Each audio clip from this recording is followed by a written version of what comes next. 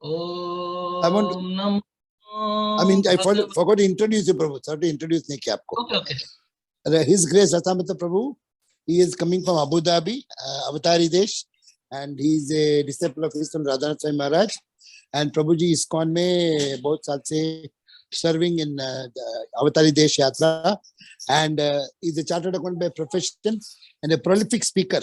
And अंग्रेजी में बोलते हैं, हिंदी में बोलते हैं.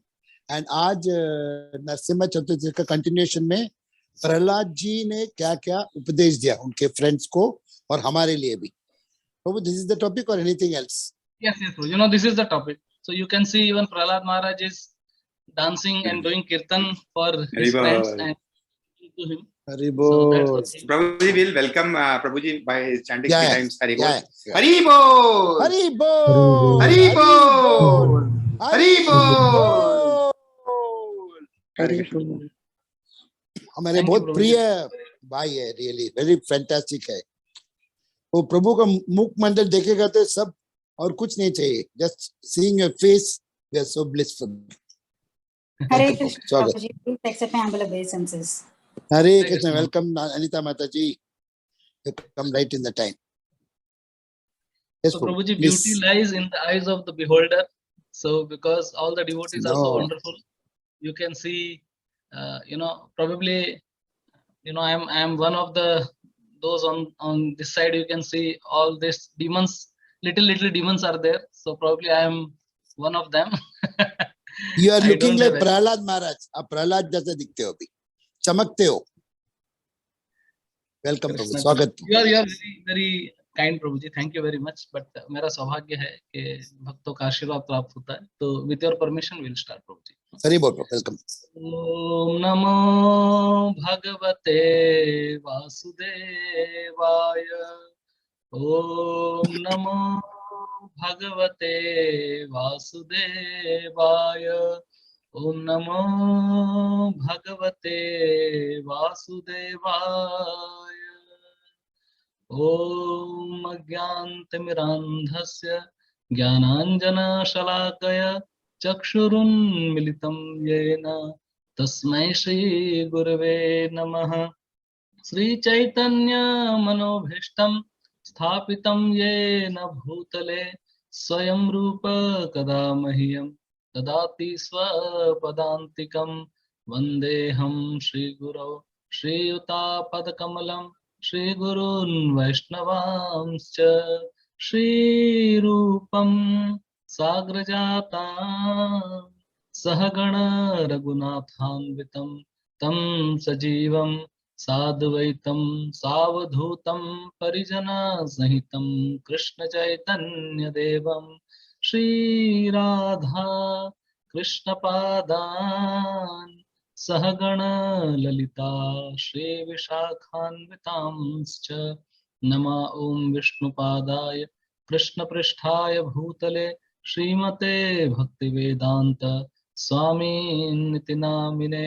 नमस्ते सारस्वती देवे गौरवाणी प्रचारिणे निर्विशेष शून्यवादी पाश्चात्य देश तारिणे. वाञ्छाकल्पतरुभ्यश्च कृपा सिन्धुभ्यैव च पतितानां पावनेभ्यो वैष्णवेभ्यो नमो नमः. जय श्री कृष्णा चैतन्य प्रभु नित्यानंद श्री अद्वैत गदाधर श्रीवासादि गौर भक्त वृंद.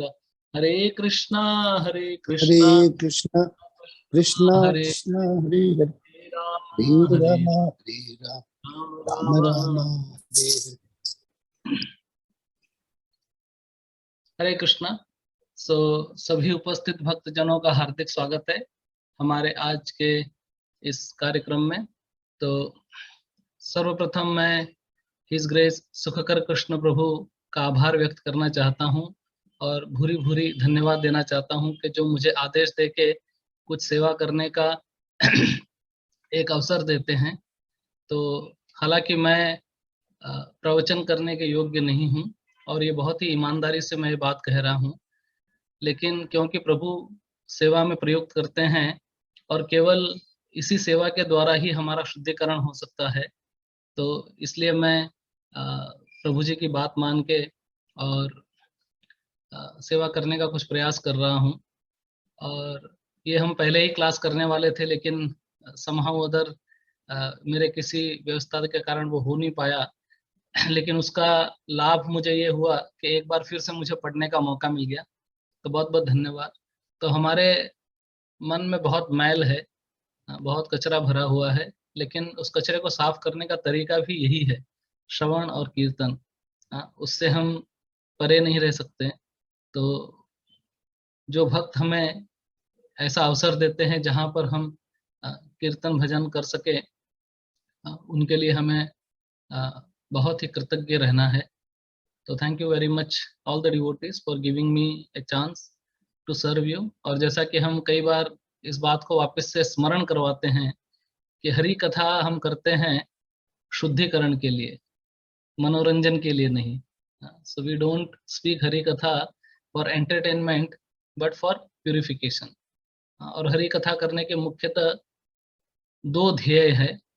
एक, अपने स्वयं के चित्त का शुद्धिकरण, क्योंकि जैसे हमने कहा कि काम, क्रोध, लोभ, मोह, मद, मत्सर इत्यादि काफी षड रिपु जो है वो हमारे हृदय में घर कर बैठे हैं, तो उनको हटाना।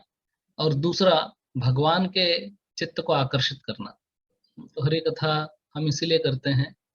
तो ये बहुत ही सौभाग्य की बात है कि हम कई वर्षों से, अभी शायद 3 वर्ष हो गए, ये भागवत क्लास चल रहा है। And all thanks to Rameshwar Kanhai Prabhu and all the devotees. तो ज़्यादा समय न लेते हुए हम हमारे टॉपिक के ऊपर बात करेंगे। तो नरसिम्हा चतुर्दशी के दिन मुझे कहा गया था कि मैं क्लास की सेवा करूं, और उस दिन के पश्चात फिर हमने प्रहलाद महाराज की प्रार्थनाएं जो नरसिम्हा भगवान के प्रति उन्होंने की, उसमें भी बहुत शिक्षाएं हैं, वो हमने ली थी। और उसके बाद फिर प्रहलाद महाराज के उपदेश, टीचिंग्स ऑफ प्रहलाद महाराज, वो बात करने की, जब चर्चा करने की बात आई तो अभी हम उसी को कवर करेंगे। ऐसे बताते हैं कि जब भी भक्तों की चर्चा होगी, उसमें प्रहलाद महाराज का नाम बहुत ही आदर से और बहुत ही ऊंचे स्तर पे है। प्रहलाद महाराज ये कोई साधारण व्यक्ति नहीं है, महाभागवत है और भगवान के अति प्रिय है। और सुखदेव गोस्वामी महाराज स्वयं प्रहलाद महाराज के बारे में इतना चाव से बताते हैं, इतना रस से बताते हैं कि पूरा का पूरा एक कैंटो उन्होंने श्री प्रहलाद महाराज और नरसिम्हदेव के लिए डेडिकेट किया है। तो जिसमें कि नरसिम्हदेव तो केवल 8वें अध्याय में प्रकट होते हैं, और लेकिन 10 अध्याय में से ज्यादातर जो सब्जेक्ट मैटर है, जो विषय जिस पे चर्चा हुई है, वो है प्रहलाद महाराज और प्रहलाद महाराज के गुण और प्रहलाद महाराज की शिक्षाएं और प्रहलाद महाराज की प्रार्थनाएं। सुखदेव गोस्वामी महाराज ने बहुत ही मतलब बहुत प्रेम से, बहुत ध्यान देते हुए ये शिक्षा दी है। और यदि किसी को भागवत से प्रेम करना है, तो एक बात सोच लेनी चाहिए कि हमको ये 7वां स्कंद जो है, 7वां स्कंद जो है, उसको बहुत ध्यान से पढ़ना चाहिए। 10वां स्कंद जो है वो आश्रय है। प्रभुपाद जी ने भी कहा है कि हम डायरेक्टली 10वां स्कंद पे नहीं जा सकते, हमको पहले स्कंद से शुरू करके जाना चाहिए। और उसके बीच में ये 7वां स्कंद जो है, ये बहुत ही मैं कहूँगा कि बहुत ही सुंदर, बहुत ही भक्ति में अग्रसर कराने वाला, भगवान में एकदम पूर्ण रूप से विश्वास कराने वाला, इसके अंदर भक्ति के सारे अंग है, ये 7वें स्कंद में है।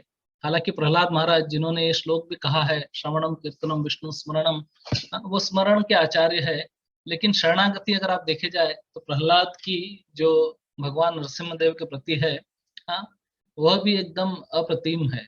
बहुत ही कि कितना विश्वास, चाहे कितनी तकलीफें दी गई प्रहलाद को हिरण्यकशिपु और उसके पार्षदों के द्वारा, लेकिन प्रहलाद ने श्री नरसिम्हदेव भगवान का स्मरण नहीं छोड़ा।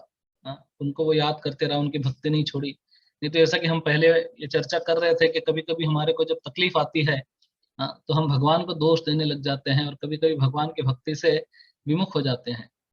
लेकिन हमको ऐसा नहीं करना है, हमको और भगवान की शरण लेनी है। तो ये बहुत ही महत्वपूर्ण मुद्दा है, क्योंकि जब जीवन में सब कुछ ठीक चल रहा है, तब एक अलग बात है, लेकिन जब जीवन में विपदा आए, जब आपातकालीन परिस्थिति आए, हाँ, जब दुविधाएं हो, कष्ट हो, तब हम किसका आश्रय लेते हैं, ये बहुत ही महत्वपूर्ण मुद्दा है जो प्रहलाद महाराज ने सिद्ध करके बताया कि उनको, मतलब ऑब्वियसली वापस हम उस टॉपिक में नहीं जाएंगे कि किस प्रकार से उनको यातनाएं दी गई, लेकिन आप सब जानते हैं, इसको मैं केवल स्मरण करा रहा हूं आपको। सो प्रहलाद महाराज की जो शिक्षाएं हैं, ये पूरे सप्तम स्कंद में अध्याय 5 से लेके 10 तक है, लेकिन आज हमारा जो फोकस है, विषय जो है वो छठे अध्याय पे है, जिसमें वो अपने सहपाठियों को शिक्षा दे रहे हैं। वैसे तो उनकी शिक्षा, जैसे आप जानते हैं कि प्रहलाद महाराज का जो चरित्र है, सुखदेव गोस्वामी बताते हैं। और एक्चुअली ये जो कथा है, मैं आपको बताता हूँ, ये जो अभी कन्वर्सेशन हम पढ़ने जा रहे हैं, ये प्रहलाद महाराज और उनके मित्रों के बीच में है। सो प्रहलाद महाराज के जो ये छोटे छोटे मित्र आप देख रहे हैं, वो उनसे प्रश्न करते हैं, प्रहलाद महाराज उत्तर देते हैं, ये कहते हुए कि उनके गुरु नारद मुनि, उन्होंने क्या किया और उनसे उन्होंने कैसे सीखा। और नारद मुनि की ये कथा जो है, ये नारद मुनि स्वयं युधिष्ठिर को बता रहे हैं, युधिष्ठिर के प्रश्न करने पे। तो युधिष्ठिर और नारद के बीच संवाद चल रहा है, वो संवाद नंबर 2 है। संवाद नंबर 1 है प्रहलाद जी और उनके मित्रों के बीच में। So that is conversation number 1। Conversation number 2 is Narad Muni and Yudhishthira, and conversation number 3 is Shukdev Goswami speaking to Parikshit Maharaj, and conversation number 4 is Sut Goswami narrating it to Saunakadi Rishi। तो देखो, भागवत ये है, ये एकदम मतलब ऐसा है कि डीप, अंदर ही अंदर ये कन्वर्सेशन में चलता है। तो नारद मुनि जब saintly son of Hiranyakashipu Shri Prahlad Maharaj, उसके बारे में जब चर्चा करते हैं, युधिष्ठिर को बताते हैं, तो उनके बहुत सारे गुण बताते हैं। और उसके बाद बताते हैं कि किस तरह से प्रहलाद स्कूल में शंडर और अमर शुक्राचार्य के पुत्र के स्कूल में पढ़ते थे, और स्कूल से एक बार जब वो अपने घर आए तो हिरण्यकशिपु ने उसको अपनी गोदी में बिठाया। और जैसे कि कई बार हम भी अपने बालकों को पूछते हैं कि हाउ वाज योर डे, कैसा था स्कूल में, क्या हुआ, पूछते हैं, तो उसी प्रकार से बड़े प्यार से भागवत इसका वर्णन करता है कि हिरण्यकशिपु ने बहुत प्रेम से, बहुत प्यार से प्रहलाद को पुचकारते हुए, उसके सर पे हाथ रखते हुए उसने पूछा कि मेरे प्रिय पुत्र, कृपया मुझे बताएं कि सब विषयों में सबसे अच्छा विषय क्या है और आपके शिक्षक से आपने क्या सीखा है, बताओ। तो प्रहलाद क्या कहते हैं, इसकी चर्चा हमने की है, मैं केवल स्मरण करा के आगे बढ़ रहा हूँ। तो प्रहलाद कहते हैं, तत्साधु मन्ये असुरवर्य देहिनाम सदा समुद्विग्न धियाम असद्ग्रहात् हित्वात्मपाकं ग्रहमंधकूपम वनम गतो यद हरिमाश्रयेत। तो प्रहलाद महाराज अपने पिता को कहते हैं कि हे असुरों के राजा, असुरवर्य देहिनाम, असुरवर्य के डीमन नंबर 1, वो कहते हैं कि जहां तक मैंने अपने गुरु से सीखा है कि जिस व्यक्ति ने इस अस्थायी शरीर और अस्थायी गृहस्थ जीवन को स्वीकार किया है, वह निश्चित रूप से गिरने के कारण चिंता से शर्मिंदा है और एक अंधेरे कुएं में जहां पर पानी नहीं है वहां पे गिर पड़ा है। तो इस स्थिति को त्याग कर क्या करना चाहिए, हित्वात्मपाकम गृहमंधकूपम वनम गतो, आपको वन चले जाना चाहिए, हरिमाश्रय, और भगवान क्या शरण लेना चाहिए। और प्रभुपाद जी बहुत स्पेसिफिकली लिखते हैं इवन ट्रांसलेशन में कि वन मतलब वृंदावन, प्रभुपाद जी की स्पेशलिटी है। तो हिरण्यकशिपु ऑब्वियसली हंसता है और कहता है कि कोई वैकुंठ से कोई आके इसको व्हाट्सएप मैसेज भेज रहा है, ये कोई गलत मैसेज इसको आ गया है, गलत ग्रुप ज्वाइन कर लिया इसने, इसको उस ग्रुप में से निकालो, और इसको वापस से पढ़ाओ। शंडर अमरक को बोलते जाते हैं, शंडर अमरक वापस से उसको जो असुर लोगों को जो पढ़ाने का जो शिक्षा है वो देते हैं कि किस तरह से किसी को दोस्त किसी को दुश्मन मानना, और किस तरह से धर्म अर्थ काम और इसके बारे में जो है राजनीति और शोषण, इन सब के बारे में वो बताते हैं। और पढ़ लिखा के वापस एक बार जब हिरण्यकशिपु के सामने उसको लेके आते हैं, तो अभी हिरण्यकशिपु को लगता है कि ये प्रहलाद जो है थोड़ा सुधर गया रहेगा। प्रहलाद उनको दंडवत भी करता है और फिर वो उससे पूछते हैं कि इतना समय में तुमने अपने शिक्षकों से बहुत बहुत कुछ सीखा रहेगा, मेरे लास्ट टाइम के कहने के बाद में। हाँ, मुझे वो बात बताओ जो तुमको लगता है सबसे अच्छा है। तो एक्चुअली हिरण्यकशिपु ऐसा एक क्वेश्चन पूछ लेता है जो उसकी शायद एक तरह से आप सोचो कि गलती है, वो पूछता है कि सब विषयों में से कौन सा विषय तुमको अच्छा लगता है वो तुम मुझे बताओ। तो प्रहलाद फिर क्या कहते हैं, श्रवणम कीर्तनम विष्णु स्मरणम पाद सेवनम अर्चनम वंदनम दास्यम साख्यम आत्म निवेदनम इति पुंसार्पिता विष्णु भक्ति से नवलक्षणा क्रियते भगवती अद्धा तन्मन्ये धीतमुत्तमम्। तो कहते हैं कि हे पिता, भगवान विष्णु के दिव्य पवित्र नाम, रूप, गुण और लीलाओं के बारे में सुनना, श्रवणम कीर्तनम उसका जप करना, और स्मरणम भगवान के चरण कमलों की सेवा करना, भगवान की पूजा करना, भगवान का सेवक बनना, भगवान का सबसे अच्छा दोस्त बनना और उन्हें सब कुछ समर्पित कर देना भगवान के चरण कमलों की सेवा करते हुए। तो इस प्रकार से नवधा विधि जो है इसका पालन करना चाहिए। और जब हिरण्यकशिपु ने सुना विष्णु श्रवणम कीर्तनम विष्णु स्मरणम, बहुत क्रोधित हुआ, बहुत चिल्ला के और उसको फेंक दिया और कहा, हे धूर्त, तू सबसे पतित है और तू क्या हमारे इस परिवार का पतन करने के लिए आया है, और ले जाओ इसको मेरे सामने से। वो हटा देते हैं उसको, और उसके बाद वापस से प्रहलाद को बहुत यातनाएं देके, और फिर उसके पास में जब प्रहलाद मर नहीं रहा था तो हिरण्यकशिपु बहुत घबरा गया। शायद उसको लगा कि जितने वरदान मैंने ब्रह्मा जी से मांगे थे सब लगता है प्रहलाद के खाते में चले गए गलत अमाउंट ट्रांसफर हो गया यहाँ पे। तो फिर प्रहलाद को वो पूछता है कि मूर्ख, अगर तेरे शिक्षकों ने तुम्हें ये सब नहीं पढ़ाया है तो कहाँ से सीखा तूने ये सब? What is the source of your knowledge, और तू कहाँ से ये सब पढ़ के आया है, जरा मुझे बता। तो प्रहलाद वापस से कहते हैं, मतिर्न कृष्णे परत सतो वा मिथो भिपद्येत ग्रह वृतानाम अनंत गोभिर विशताम तमिश्रम पुनः पुनः चर्वित चर्वणानाम। 3 श्लोक में प्रहलाद एक्चुअली हिरण्यकशिपु को कहते हैं कि अपनी अनियंत्रित इंद्रियों के कारण आप और ऐसे जो व्यक्ति है वो नारकीय स्थिति को पाते हैं। क्यों? क्योंकि वो उसी को चबाते हैं जो बार बार चबाया जा चुका है। जैसे गन्ना है, उसको मशीन में डाल डाल के पूरा उसका रस निकल गया, उसमें कुछ एक बूंद भी रस नहीं है। ऐसा गन्ना जिसमें से सारा रस निकल गया और उसको फेंक दिया, जिसमें मक्खी भी नहीं बैठती है, क्योंकि मक्खी को भी पता है उसमें कोई रस नहीं है वहां पे भी वो जाके नहीं बैठ रही। बोले कि ऐसे ऐसे भौतिकवादी जीवन को जिसने अपना लिया है वो इस प्रकार से दुख भोगेगा। और कहते हैं कि जीवन के आनंद में इतना मत फंसो। क्यों? क्योंकि तुमने एक ऐसे लीडर को अपनाया है जो खुद अंधा है, उसके पीछे अंधानुकरण करोगे तो तुम दोनों गिर जाओगे।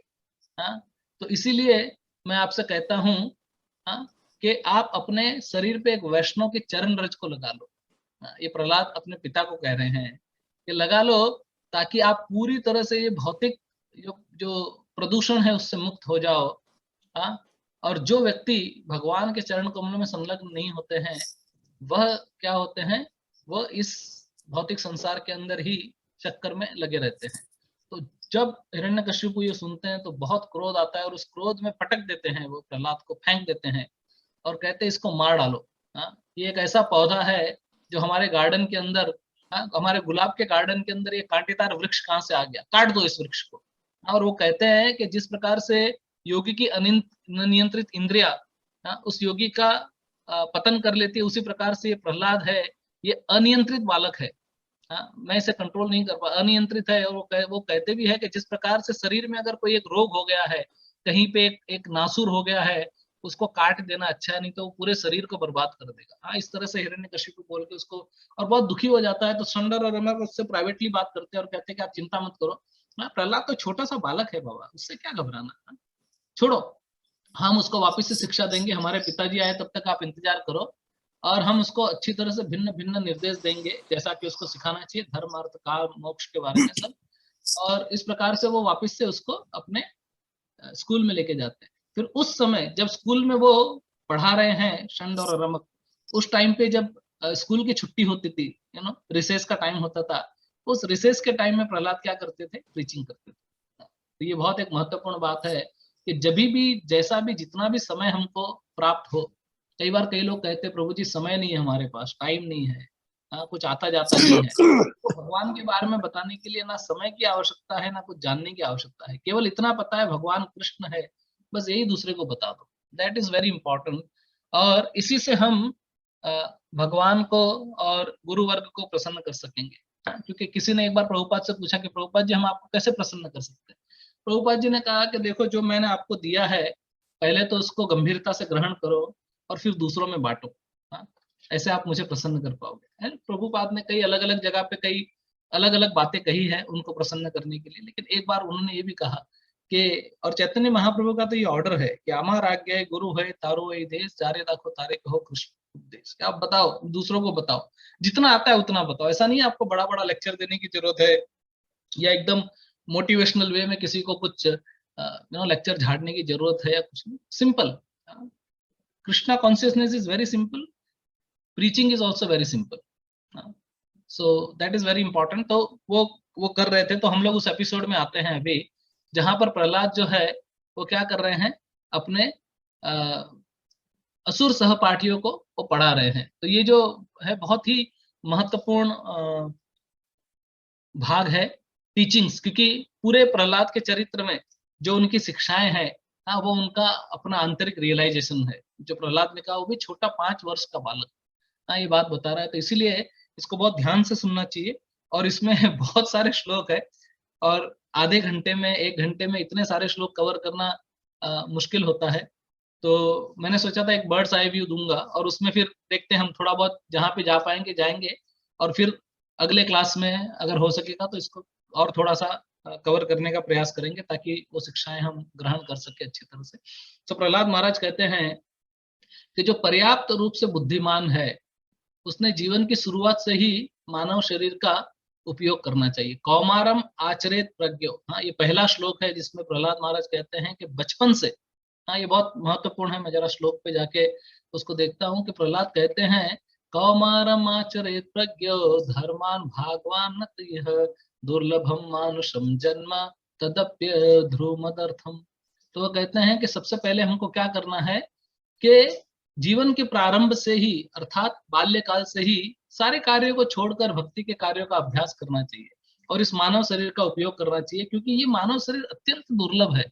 हाँ, प्रभुपाद की एक ये छोटी सी पुस्तक है, मतलब जो कंपाइल की हुई है, टीचिंग्स ऑफ प्रहलाद महाराज। हाँ, इसमें 4-6 चैप्टर है, बहुत छोटी सी पुस्तक है, बहुत ही सुंदर है। इसमें प्रभुपाद जी ने काफी कुछ ये पूरी शिक्षाएं जो है उसके अंदर दी है। तो कहते हैं कि मनुष्य शरीर अत्यंत दुर्लभ है और अन्य शरीरों की भांति नाशवान होते हुए भी अर्थपूर्ण है। हाँ, तो यदि निष्ठापूर्वक किंचित भी भक्ति की जाए तो पूर्ण सिद्धि की प्राप्ति हो सकती है। तो प्रभुपाद जी लिखते हैं तात्पर्य में कि वैदिक सभ्यता तथा वेदाध्ययन का सारा उद्देश्य मनुष्य जीवन में भक्ति की पूर्ण अवस्था प्राप्त करना है। अतः वैदिक प्रणाली के अनुसार जीवन के प्रारंभिक काल से ही ब्रह्मचर्य प्रणाली चलाई जाती है। जैसे बाल्यकाल से 5 वर्ष की अवस्था में, हाँ, तो ऑब्वियसली ब्रह्मचर्य, गृहस्थ, वानप्रस्थ और संन्यास ये सब है। तो प्रहलाद महाराज कहते हैं कि जीवन के शुरुआत से ही कौमारम आचरित प्रज्ञा, तो कुमार अवस्था जो है उससे ही हमको भक्ति करनी चाहिए। हाँ, और ये मानव शरीर जो है ये बहुत महत्वपूर्ण है कि नहीं।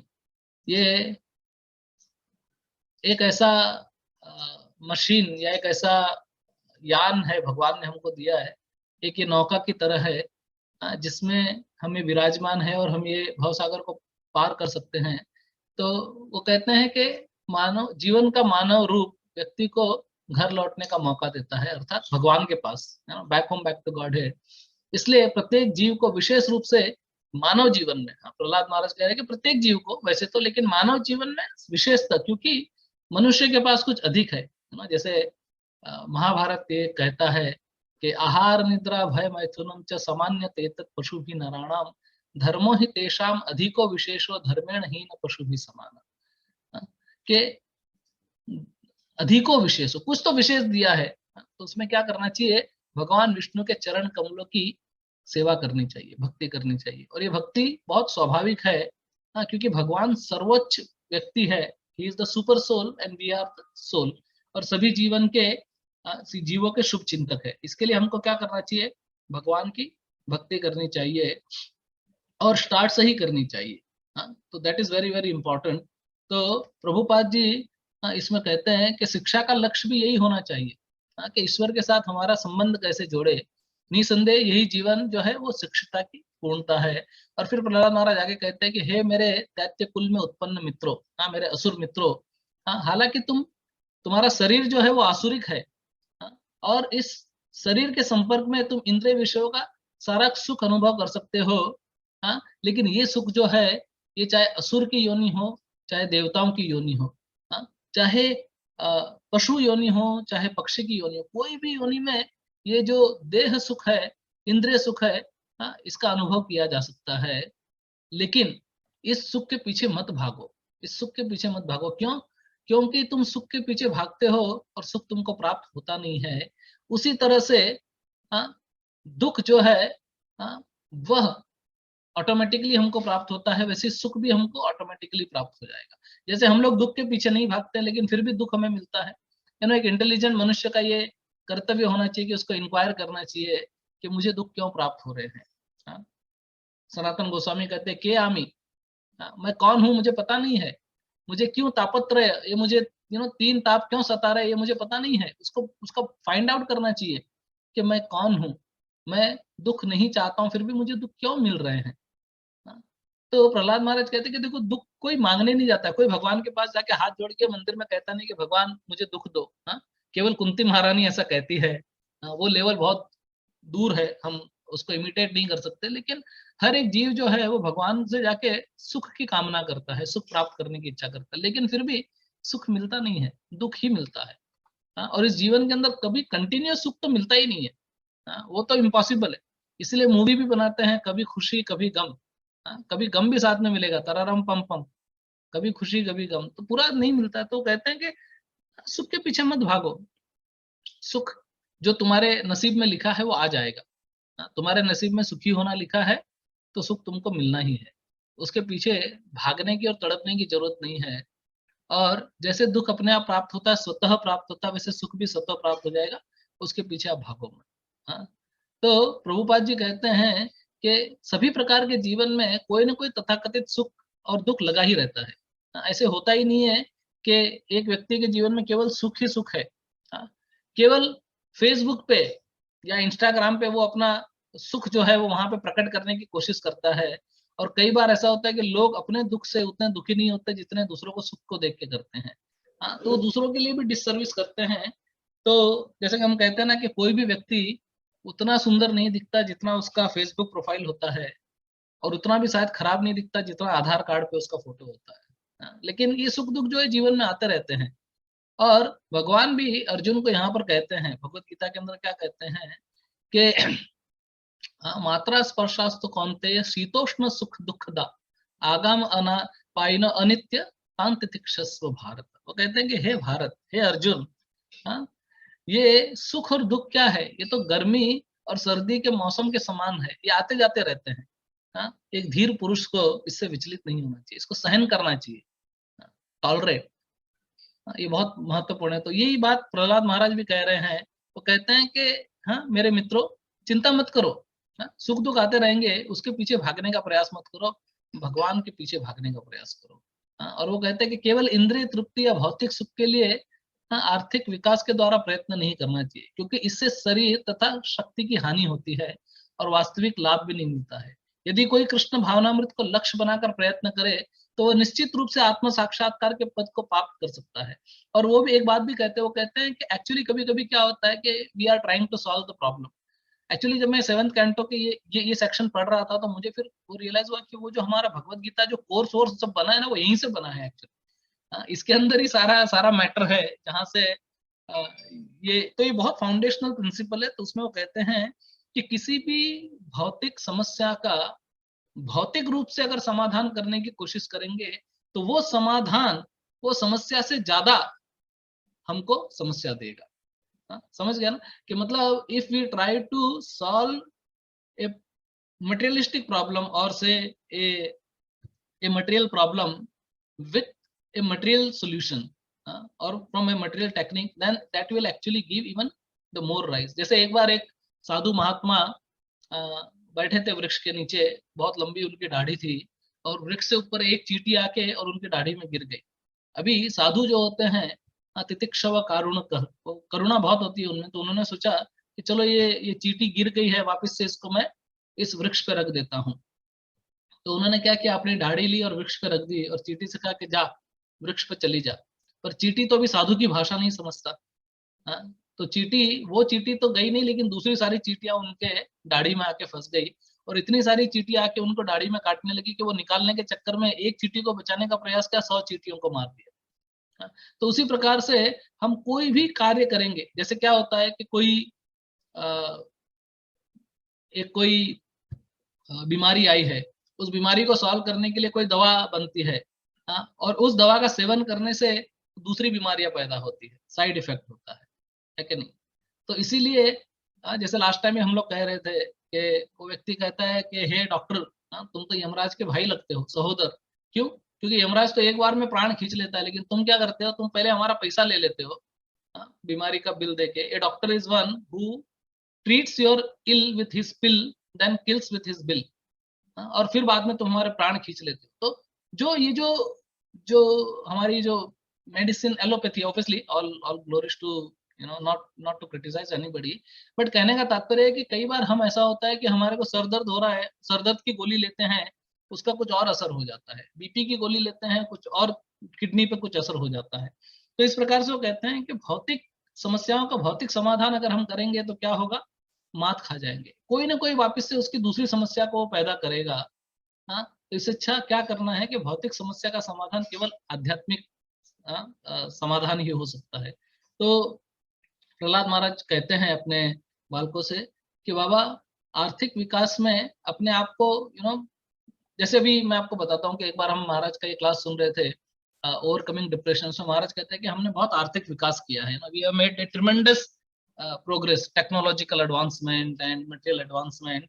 तो कई अलग अलग एग्जांपल देते हैं महाराज। तो महाराज कहते हैं कि हमारे जमाने में डायल्ड फोन होते थे। आपने कभी डायल्ड फोन देखा है? महाराज पूछते हैं, बोलते हैं कि फोन को डायल करना पड़ता था, 1 2 3 4 5।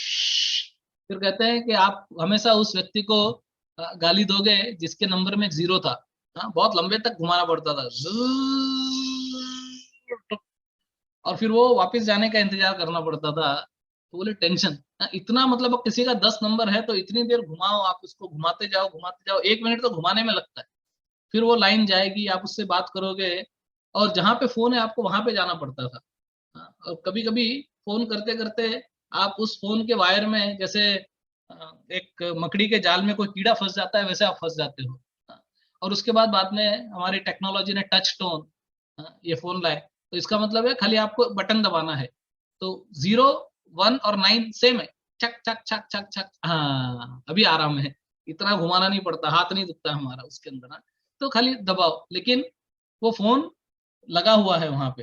पहले क्या था कि हम लोग जहाँ पे फोन लगा रहता था वहां पे जाके बात करते थे। आपको याद हो, हमारे भी पुराने जमाने में इस तरह के फोन थे कि जहाँ पे कभी कभी तो मतलब ऐसा था कि हम जहाँ पे रहते तो हमारे घर पे फोन भी नहीं था, हमारे पड़ोसी के घर पे फोन था, तो हम केयर ऑफ नंबर देते थे, और जब फोन आता था तो पड़ोसी वहां से आवाज लगाता था, तो हम दौड़ के जाते थे उसके पास में और वहां खड़े रह के बात करते थे, और जितनी देर बात करनी है उतनी देर। और कभी फोन किचन के पास में है और कोई छौंक लगा रहा है तो वो सारा छौंक भी आपके नाक में जा रहा है बात करते करते, तो उतना आपको जाना पड़ता था। और इस तरह की संस्था, अभी बाद में क्या हुआ, टेक्नोलॉजी, साइंस और टेक्नोलॉजी ने क्या किया, सेल्यूलर फोन, ये सेल्यूलर फोन ला दिया। सेल्यूलर फोन मतलब वायर की जरूरत नहीं है, आप कहीं से भी बात कर सकते हो। और महाराज एग्जांपल देते हैं कि एक बार मैंने अपने पिताजी को फोन किया और पूछा कि आप कहाँ हैं, तो उन्होंने कहा कि मैं I am at the 9th hole of a golf course sitting on a toilet. तो अरे गोल्फ कोर्स के 9th होल के पास में कोई टॉयलेट में बैठे और जवाब दे रहे, ऐसा लग रहा है कि पड़ोस से बात कर रहे हैं। पता ही नहीं चलता है कभी क्या हुआ है। लेकिन क्या हुआ कि धीरे धीरे बैटरी ड्रेन होने लगी और हम लोग वापस से वहीं आके चिपक गए। तो अभी सब लोग, एक बार मैं किसी को मजाक मजाक में बोल रहा था कि पहले हम वहां सोना पसंद करते थे गांव में जहां से चांद तारे दिखाई हो, आजकल वहां सोना पसंद करते हैं जहां पर चार्जर लगा सके। तो जहां चार्जर फिट कर सके उधर जाके लोग सोते हैं कि भाई पास में हमारा चार्जर कंटिन्यूस रहना चाहिए। तो इतना, तो उन्होंने कहा सिमिलरली आप चाहे टेलीफोन है या फिर टीवी है, पहले टीवी ब्लैक एंड व्हाइट आया करता था, और एंटीना हिलाना पड़ता था। कई बार वो पिक्चर बीच बीच में पट्टे पट्टे आते थे, तो मुझे याद है मैं ऊपर चढ़ जाता था घर के ऊपर छपरे पे, और मेरी सिस्टर नीचे से हाँ थोड़ा और घुमा, नहीं नहीं नहीं ठीक है आगे, थोड़ा और घुमा, थोड़ा ऐसा ऐसा करके हमारे वो आता था। फिर उसके बाद में रिमोट था, और अगर आपको चैनल चेंज करना है, पहले 2-3 चैनल ही आते थे, तो आपको बहुत कष्ट उठाना पड़ता था कि आपको अपने सोफे पे से या अपने बेड पे से उठ के उधर तक दूर तक जाके और चैनल को चेंज करना था, ठक ठक ठक ठक करके। हाँ, उसके बाद क्या हुआ, रिमोट आया, और फिर वो रिमोट से आप चैनल चेंज करते हो, एक टाइम में एक चैनल चेंज होता था। हाँ, लेकिन आपको एम करना पड़ता था एक बार अगर वो प्रॉपर एम नहीं लगता था तो रिमोट से चैनल भी चेंज नहीं होता था। हाँ, कई बार एकदम मतलब ऐसा, और कई बार वो रिमोट को ऐसा मार मार के उसको हाँ तोड़ ताड़ के उसका सत्यानाश कर देते थे। इतना कष्ट उठाना पड़ता था। अभी एक साथ 200 चैनल, 400 चैनल, एक बटन दबाओ 400 चैनल स्कैन होके चेंज हो रहा है, पता ही नहीं चल रहा है क्या हो रहा है। और सिमिलरली ट्रांसपोर्टेशन और सब जगह पे इतना कुछ एडवांसमेंट हुआ है, लेकिन क्या हमारे प्रॉब्लम सॉल्व हुए हैं? क्या हमारे रियल प्रॉब्लम सॉल्व हुए हैं इस टेक्नोलॉजी से? ऐसा नहीं कि हम टेक्नोलॉजी की भत्सरना कर रहे हैं। Technology is good. किसी ने महाराज जी से प्रश्न पूछा कि महाराज is technology good or bad? महाराज ने कहा depends, how do you use it. तो उन्होंने ये उदाहरण दिया कि एक जो चाकू है, knife, is it good or bad? तो उन्होंने कहा it depends in whose hand it is. अगर ये चाकू किसी डॉक्टर के हाथ में है तो किसी की जान बचाएगा, लेकिन वह चाकू अगर किसी डाकू के हाथ में है तो किसी की जान ले लेगा। तो उसी प्रकार से technology, how we use it. जैसे अभी हम लोग टेक्नोलॉजी ही यूज कर रहे हैं, we are giving this class via Zoom, everyone is online. कोई कहाँ से अटेंड कर रहा है, कोई कहाँ से अटेंड कर रहा है, दुनिया भर से हम अटेंड कर सकते हैं। So we are using this technology in the service of Krishna. ये भक्ति का एक अंग ही हुआ एक तरह से, लेकिन इसी टेक्नोलॉजी को गलत तरीके से भी प्रयोग किया जा सकता है, जैसे कई लोग करते हैं। तो इस बार क्या है, कैसे बताते हैं कि इंटरनेट पे जो है, okay I will ask you all of you, what is the most top search word on internet? क्या है बताइए मुझे, कौन बताएगा? अजीत प्रभु बोलिए।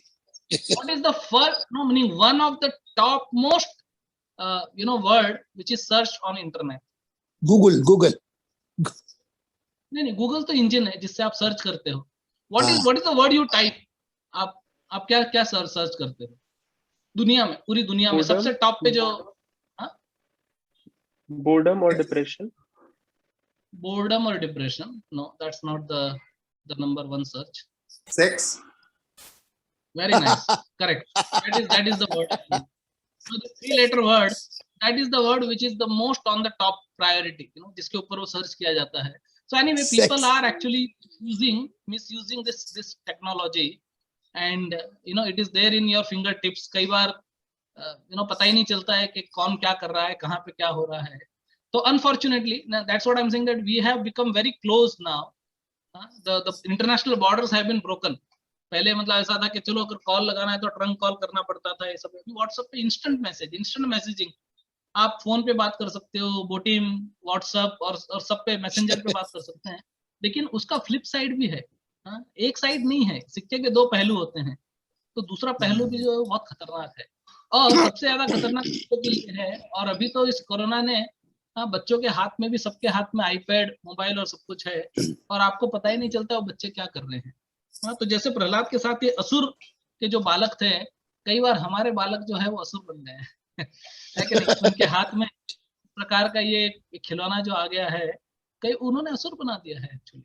एंड ये सबसे बड़ा प्रॉब्लम है। आप जाके देखो, कई बार तो क्या होता है कि डिवोटीज अपने वर्ल्ड में रहते हैं तो हमको कई चीजें पता ही नहीं रहती है कि बाहर की दुनिया में क्या हो रहा है, लेकिन बहुत ज्यादा प्रॉब्लम जो है वो इस टेक्नोलॉजी ने क्रिएट किया है।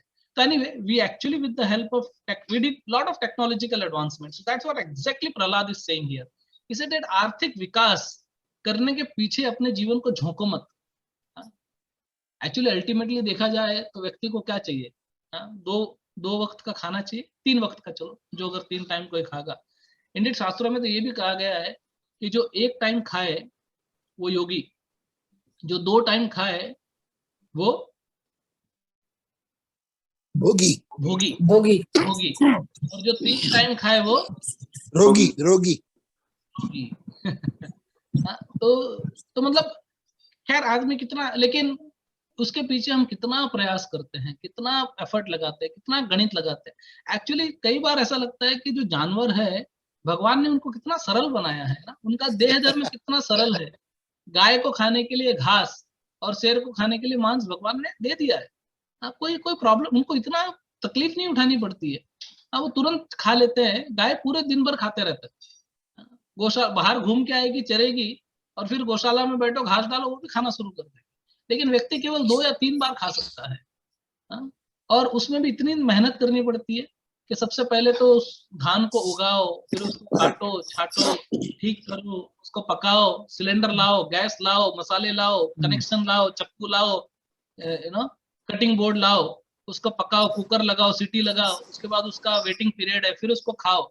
इतने कॉम्प्लेक्स वे में हम लोग खाते हैं, कॉम्प्लेक्स बीमारियां होती है, और उस बीमारी को दूर करने के लिए फिर बी कॉम्प्लेक्स खाते हैं, और फिर बी कॉम्प्लेक्स का कोई साइड इफेक्ट होता है क्या नहीं?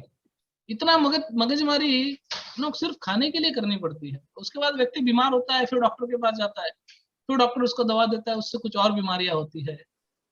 जानवरों को जनरली कभी बीमारियां ज्यादा होती नहीं है, लेकिन अगर होती भी है तो घास फूस खा के ठीक हो जाते हैं। लेकिन ये मनुष्य जो है, बाप रे, बहुत बहुत प्रॉब्लम है। मतलब आर्थिक विकास के नाम पे हम लोगों ने मुसीबत पाल ली है। और एक मुसीबत नहीं, बैठे बैठे पूरा का पूरा गट्ठर, पूरा का पूरा एक पाइल ऑफ मुसीबत, माउंटेन ऑफ मुसीबत we have created actually, and it is so dangerous, so problematic. Transportation, हमने फास्ट पहुंचने के लिए ट्रांसपोर्ट बनाया है, लेकिन अगर प्लेन क्रैश होता है तो कोई बचता नहीं उसके अंदर। गाड़ी का एक्सीडेंट होता है, व्यक्ति, तो बहुत कुछ हमने किया है, लेकिन समहाउ और अदर कृष्णा कॉन्शियसनेस को छोड़ दिया है। बाकी सब चीज को अपनाया है। तो प्रहलाद महाराज कहते हैं कि अरे बाबा, ये सब के पीछे मत भागो। सुख मिलेगा तुमको, तुम्हारे कोटे में जो लिखा है वो सुख मिलेगा। जैसे दुख मिल रहा है वैसे सुख भी मिलेगा, उसके पीछे भागो मत। तो आर्थिक विकास में अपने आप को संलग्न रखने के लिए कोई ऐसा लाभ प्राप्त नहीं होगा, तो आप उसकी चिंता मत करो। आपको क्या करना चाहिए? तो कहते हैं कि अतएव, देयरफॉर ही सेज, तो यतेत कुशलम क्षेमाय भवमाश्रित शरीरम पौरुषम यावन्न विपदे पुष्कलम। वो कहते हैं कि अतएव इस संसार में रहते हुए भले तथा बुरे में भेद करने में सक्षम व्यक्ति को चाहिए, कि जब तक शरीर हष्ट पुष्ट रहे, जब तक वो और विनष्ट होने से चिंताग्रस्त न हो, तब तक जीवन के चरम लक्ष्य को प्राप्त करने की कोशिश। That means when your body is allowing you, do it. उसके बाद क्या होगा? बाद में नहीं हो पाएगा। शंकराचार्य कहते हैं, चाणक्य पंडित कहते हैं, अंगम गलितम पलितम मुंडम दशान विहीना जातम टुंडम वृद्धो यापि ग्रहित्वा दंडम तदपि न मुंचति आशा पिंडम। तो कहते हैं अंगम गलितम, जैसे एक मोमबत्ती गलती है जलने के बाद, वैसे अंग गलने लग जाते हैं। अंगम गलितम पलितम मुंडम, बाल सब जो है वो झड़ जाते हैं। दशान विहीन जातम टुंडम, और जो हमारे 32 प्लेयर है वो एक एक करके आउट होते हैं, सारे दांत गिर जाते हैं।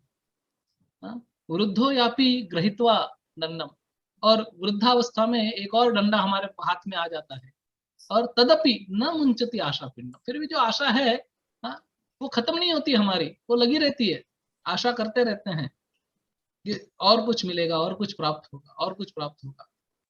उसके बहुत डिफिकल्ट है। यदि हमने अपने आप को ट्रेन नहीं किया, तो बुढ़ापे में नहीं कर पाएंगे, बहुत डिफिकल्ट है। तो प्रहलाद महाराज कहते हैं कि एक व्यक्ति को चाहिए कि कैसा कर ले, कौमारम आचरित प्रज्ञा। प्रभुपाद वापिस से उस वर्ष को कोट करते हैं 3 वर्ष के बाद में, यहाँ पे परपट, आप परपट पढ़ लीजिए। इस वर्ष में, जिसका 5 नंबर के वर्ष में प्रभुपाद जी वापिस से उस वर्ष को कोट करते हैं और कहते हैं कि अभी अभी हमने बताया कौमारम आचरित प्रज्ञा, तो प्लीज आपको करना चाहिए, करो। और जन्म जरा व्याधि जो है उसको ठीक करने की कोशिश करो, बाकी और कुछ नहीं होगा। और वो कहते हैं नंबर पर, कौन सा नंबर? 5 it is 7.65 7.6.5। ओके। इसमें प्रभुपाद जी कहते हैं, फिर 7.6.6 तो बड़ा अच्छा श्लोक है, जिसके अंदर प्रहलाद महाराज गणित बताते, मैथमेटिक्स समझाते हमको। वो कहते हैं कि प्रत्येक व्यक्ति की अधिकतम आयु कितनी है कलयुग में? 100, एवरेज 100, वेरी नाइस। 70। सो कितनी है?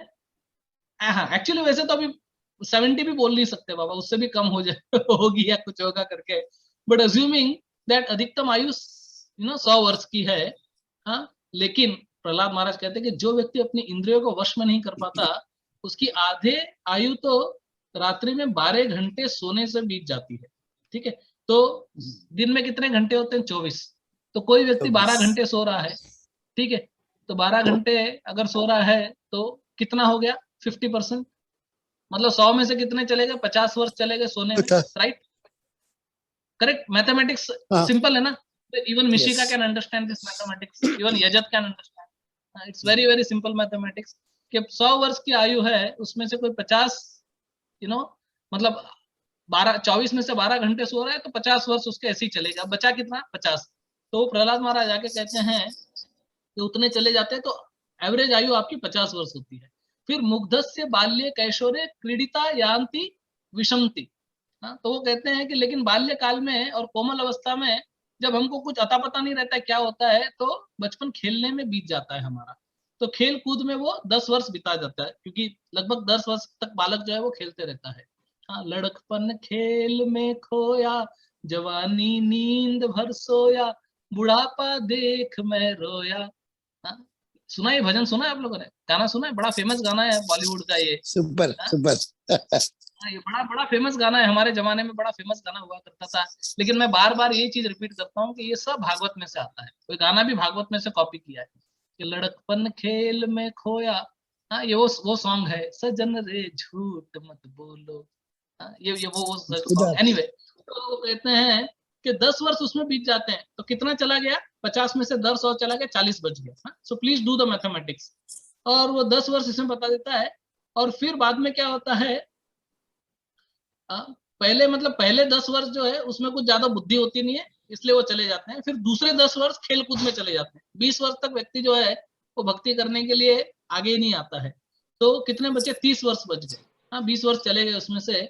और फिर क्या होता है कि जब आदमी बुढ़ा हो जाता है, जैसे मैंने अभी कहा, अंगम गलितम पलितम मुंडम, आंखों से दिखाई नहीं देता। ऐसा हमारे एक सुदामा प्रभु है, वो बोलते हैं कि बाबा पहले ही तुम भक्ति कर लो, नहीं तो बुढ़ापे में तुम भक्ति कर नहीं पाओगे। क्योंकि अभी तुमको हम महामंत्र का जप करने के लिए बोल रहे, हरे कृष्णा कृष्ण कृष्ण हरे हरे, हरे राम राम, हरे राम राम, राम राम हरे राम, हरे हरे। हरे। अभी हम आपको हरे कृष्ण बोलने करने के लिए बोल रहे हैं, आप कर नहीं रहे हो। लेकिन बुढ़ापे में क्या होगा? आप कैसे हरे कृष्ण का जप करोगे? तो मराठी में बोलते हैं, थोड़ा आप लोगों को अगर समझ में आता है तो आप वो कहते हैं, वो आप ऐसा बोलोगे, हरे कृष्णा कृष्णा कृष्णा हले हले। तो वो बोलते हैं कि वो इस तरह से व्यक्ति करेगा और सामने यमराज आएगा, यमदूत आएंगे उसके, तो क्या बोलेगा? अले कुटुन कुटुन कुटुन अले अले अले यम यम यम अले अले। कि कौन आया? बोले यमदूत आया। आले यम यम यम आले आले। हरे राम राम राम हरे हरे के बदले आले यम हो जाएगा कि यमराज आएगा। तो बहुत डिफिकल्ट है। तो कहते हैं कि बुढ़ापे के अंदर वो व्यक्ति कर नहीं सकता। तो 30 में से 10 साल और निकल गए, अब कितने साल बचे? 20। What is the mathematics? और फिर क्या होता है कि अपनी जवानी के अंदर when he is in full power and vigour, he is actually working like a donkey. 10 साल और निकल गए, 20 में से 10 और निकल गए। मतलब 100 वर्ष की आयु में केवल 10%, 10 साल ही लगभग है व्यक्ति को समय मिल पाता है। और उस समय के अंदर भी हम भक्ति नहीं करते। बहुत डिफिकल्ट ये प्रोपोजिशन है जो ये बताते हैं। तो कहते हैं कि दूरा पूरेण कामेन मोहेन च बलायस शेषम ग्रहेसु सक्तस्य प्रमत्तस्यत्यापि ही। तो कहते हैं कि जिसकी मन और इंद्रिया वश में नहीं है और वह अतृप्त कामेच्छाओं और प्रबल मोह के कारण पारिवारिक जीवन में आसक्त हो गया है, ऐसे पागल मनुष्य के जीवन के शेष वर्ष भी व्यर्थ हो जाते हैं, क्योंकि वह इन वर्षों में अपनी भक्ति में नहीं लगा सकता। तो कहते हैं कि जो 10 साल बच गए ना तुम्हारे 100 में से, 100 में से केवल 10 साल बचे, वो 10 साल भी क्योंकि तुम अपने पारिवारिक जीवन में इतना आसक्त हो जाते हो कामेच्छाओं और प्रबल मोह के कारण, तो क्या हो जाते हो? पागल हो जाते हो। और उस पागलपन में कभी कोई भगवान के शरण में नहीं आता। तो प्रभुपाद जी लिखते हैं इस तात्पर्य में कि ये जीवन 100 वर्ष का लेखा जोखा है। प्रभुपाद जी यहाँ पे अकाउंटेंसी सिखा रहे हैं हमको। कहते हैं कि 100 वर्ष का लेखा जोखा है। और अभी तो इंडीड प्रभुपाद जी कहते हैं कि सामान्यतः 100 वर्ष की आयु भी संभव नहीं है। हाँ, किसी को इतनी आयु मिल जाए हाँ, तो बहुत अच्छा है, लेकिन वो भी नहीं मिल पाता है, क्योंकि कई बार कई लोगों को हार्ट अटैक आ जाता है, छोटी सी उम्र के अंदर व्यक्ति जो है वो चला जाता है, तो बहुत ही डिफिकल्ट है। तो वो अपने मित्रों से कहते हैं प्रहलाद कि कौन ऐसा मनुष्य होगा जो अपनी इंद्रियों को वश में करने में असमर्थ होने के कारण गृहस्थ जीवन से अत्यधिक आसक्त होकर अपने आप को मुक्त कर सके। कोई नहीं, क्योंकि ये जो सृष्टि है ना, हाँ, जैसे हमारे बॉम्बे के अंदर बस डेपो जो होता है ना, हाँ, उसको क्या कहते हैं? Anybody from Bombay?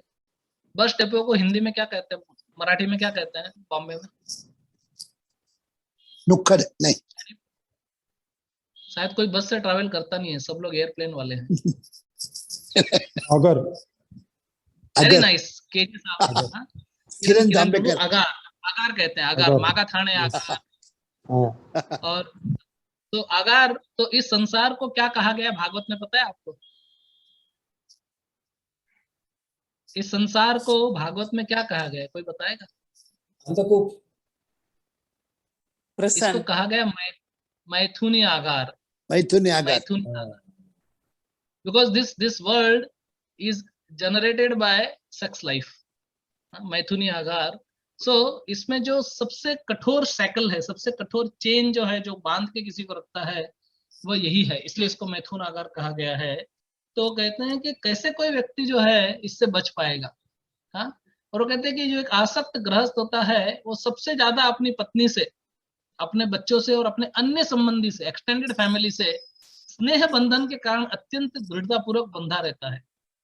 बहुत ही, प्रभुपाद जी वापस तात्पर्य में कहते हैं कि जो कौमारम आचरित प्राज्ञो अगर नहीं करेगा उसके साथ ये सब होगा। क्या होगा? वो इतना आसक्त हो जाएगा, अपनी पत्नी से इतना आसक्त होता है।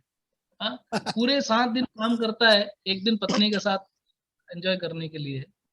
तो कहता है, और फिर बालकों के साथ, फिर एक्सटेंडेड फैमिली। प्रभुपाद कहते हैं जो इज्म है ना, इज्म एक्सटेंडेड। तो सबसे पहले क्या होता है कि मैं अहम ममेति, सबसे पहले मैं अपने आप के बारे में सोचता हूँ, फिर अपने परिवार के बारे में, फिर अपने समाज के बारे में।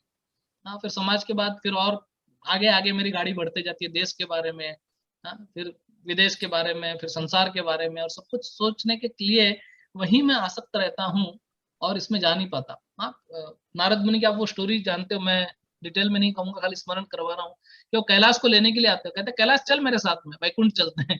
बोला नहीं नहीं नहीं, अभी टाइम नहीं है मेरे पास, छोटा हूँ मैं। तो बोला ठीक है चलो बाद में आऊंगा। 5 साल के बाद आते हैं, बोलते नहीं अभी तो मेरा जॉब लगा है, अभी नहीं आ सकता। फिर अभी तो मेरी शादी हुई है, अभी तो मैं नहीं आ सकता। फिर अरे अभी मेरे बच्चे, फिर बच्चों के बाद उनकी पढ़ाई लिखाई, फिर उनके बच्चे, उनकी शादी, और ऐसा करते करते कैलाश मर जाता है। नारद मुनि वापस से आते हैं तो कुत्ता मिलता है, कुत्ता भौंकते रहता है। तो कुत्ता बोलता है कि अरे मैं नारद मुनि, मैं ही कैलाश हूँ। तो बोले तुम कुत्ते कैसे बन गए? बोले क्या करूँ, आसक्त था, वापिस घर में आसक्त हुआ, घर की चाकरी कर रहा हूँ उसी की। अब सोचो कोई व्यक्ति मर के कुत्ता बन जाए, उस कुत्ते को तो पता रहेगा कि ये मेरा बेटा है, ये मेरा परिवार है, लेकिन परिवार वालों को कुत्ता के बारे में पता नहीं है। हाँ, और वो कोई सड़क का कुत्ता बने तो वही परिवार वाले उसको लकड़ी से मारेंगे, पत्थर से मारेंगे, हाँ, कुत्ते को दूर भगाएंगे। अमेरिका के अंदर कुत्ते को बहुत सम्मान मिलता है हमारे देश में इतना इतना इतना सम्मान नहीं देते। इवन हमारे वेदों के अंदर भी कुत्तों को इतना ज्यादा सम्मान नहीं दिया गया है। हाँ? कुत्तों को, गधों को, भागवत क्या कहता है? हाँ? स्वान गोखर, कि कुत्ता, बिल्ली, भेड़, बकरी, ये जो यू नो ऊंट जो है, हाँ, ये सब सबकी उपमा दी गई है इसके अंदर। तो एनीवे, तो उसको पता नहीं चलेगा, तो वो फिर मर जाता है, वापस आता नहीं है वो। तो वापस जब नारद मुनि वापस आते हैं तो देखते सांप बन जाता है।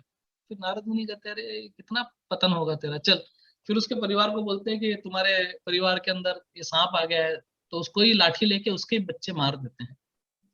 तो सोचो जिसके लिए आपने पूरा दिन दुनिया ताकत लगा दी, हाँ, ये लोगों ने आपको धोखा दिया। ऐसा होता है ना, पिक्चरों में भी ऐसा दिखाते हैं कि भाई एक बाप जो है, हाँ, अगर आपने, ऑब्वियसली मैं आपको मूवी के लिए एनकरेज नहीं कर रहा हूँ, लेकिन मेरे बचपन में जो मैंने पाप किए हैं वो सब मैं आपको यहाँ बता रहा हूँ।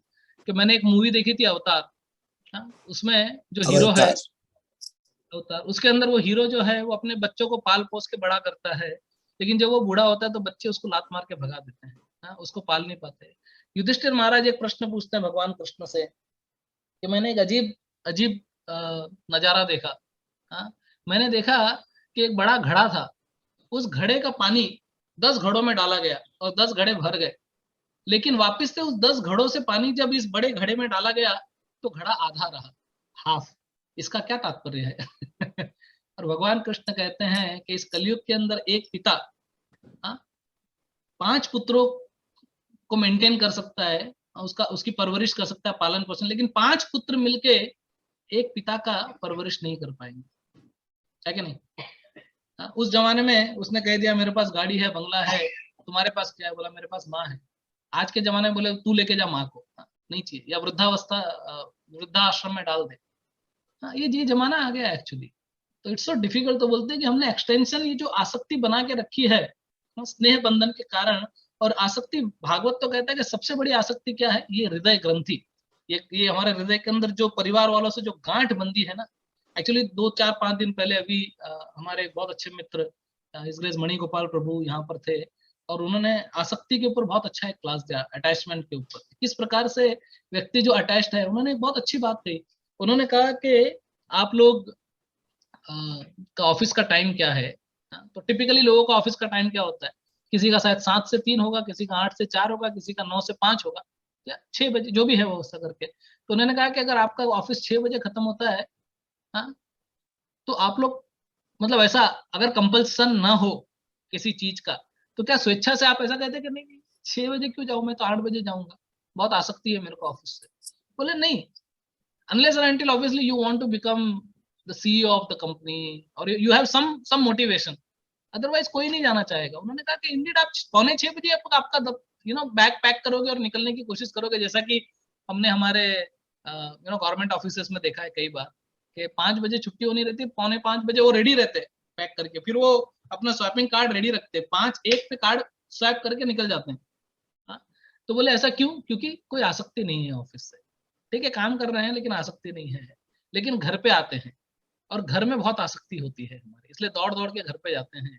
लेकिन उन्होंने कहा केवल कुछ समय की मर्यादा है कि उस घर से भी तुमको लात मार के निकाल दिया जाएगा, है कि नहीं? कब?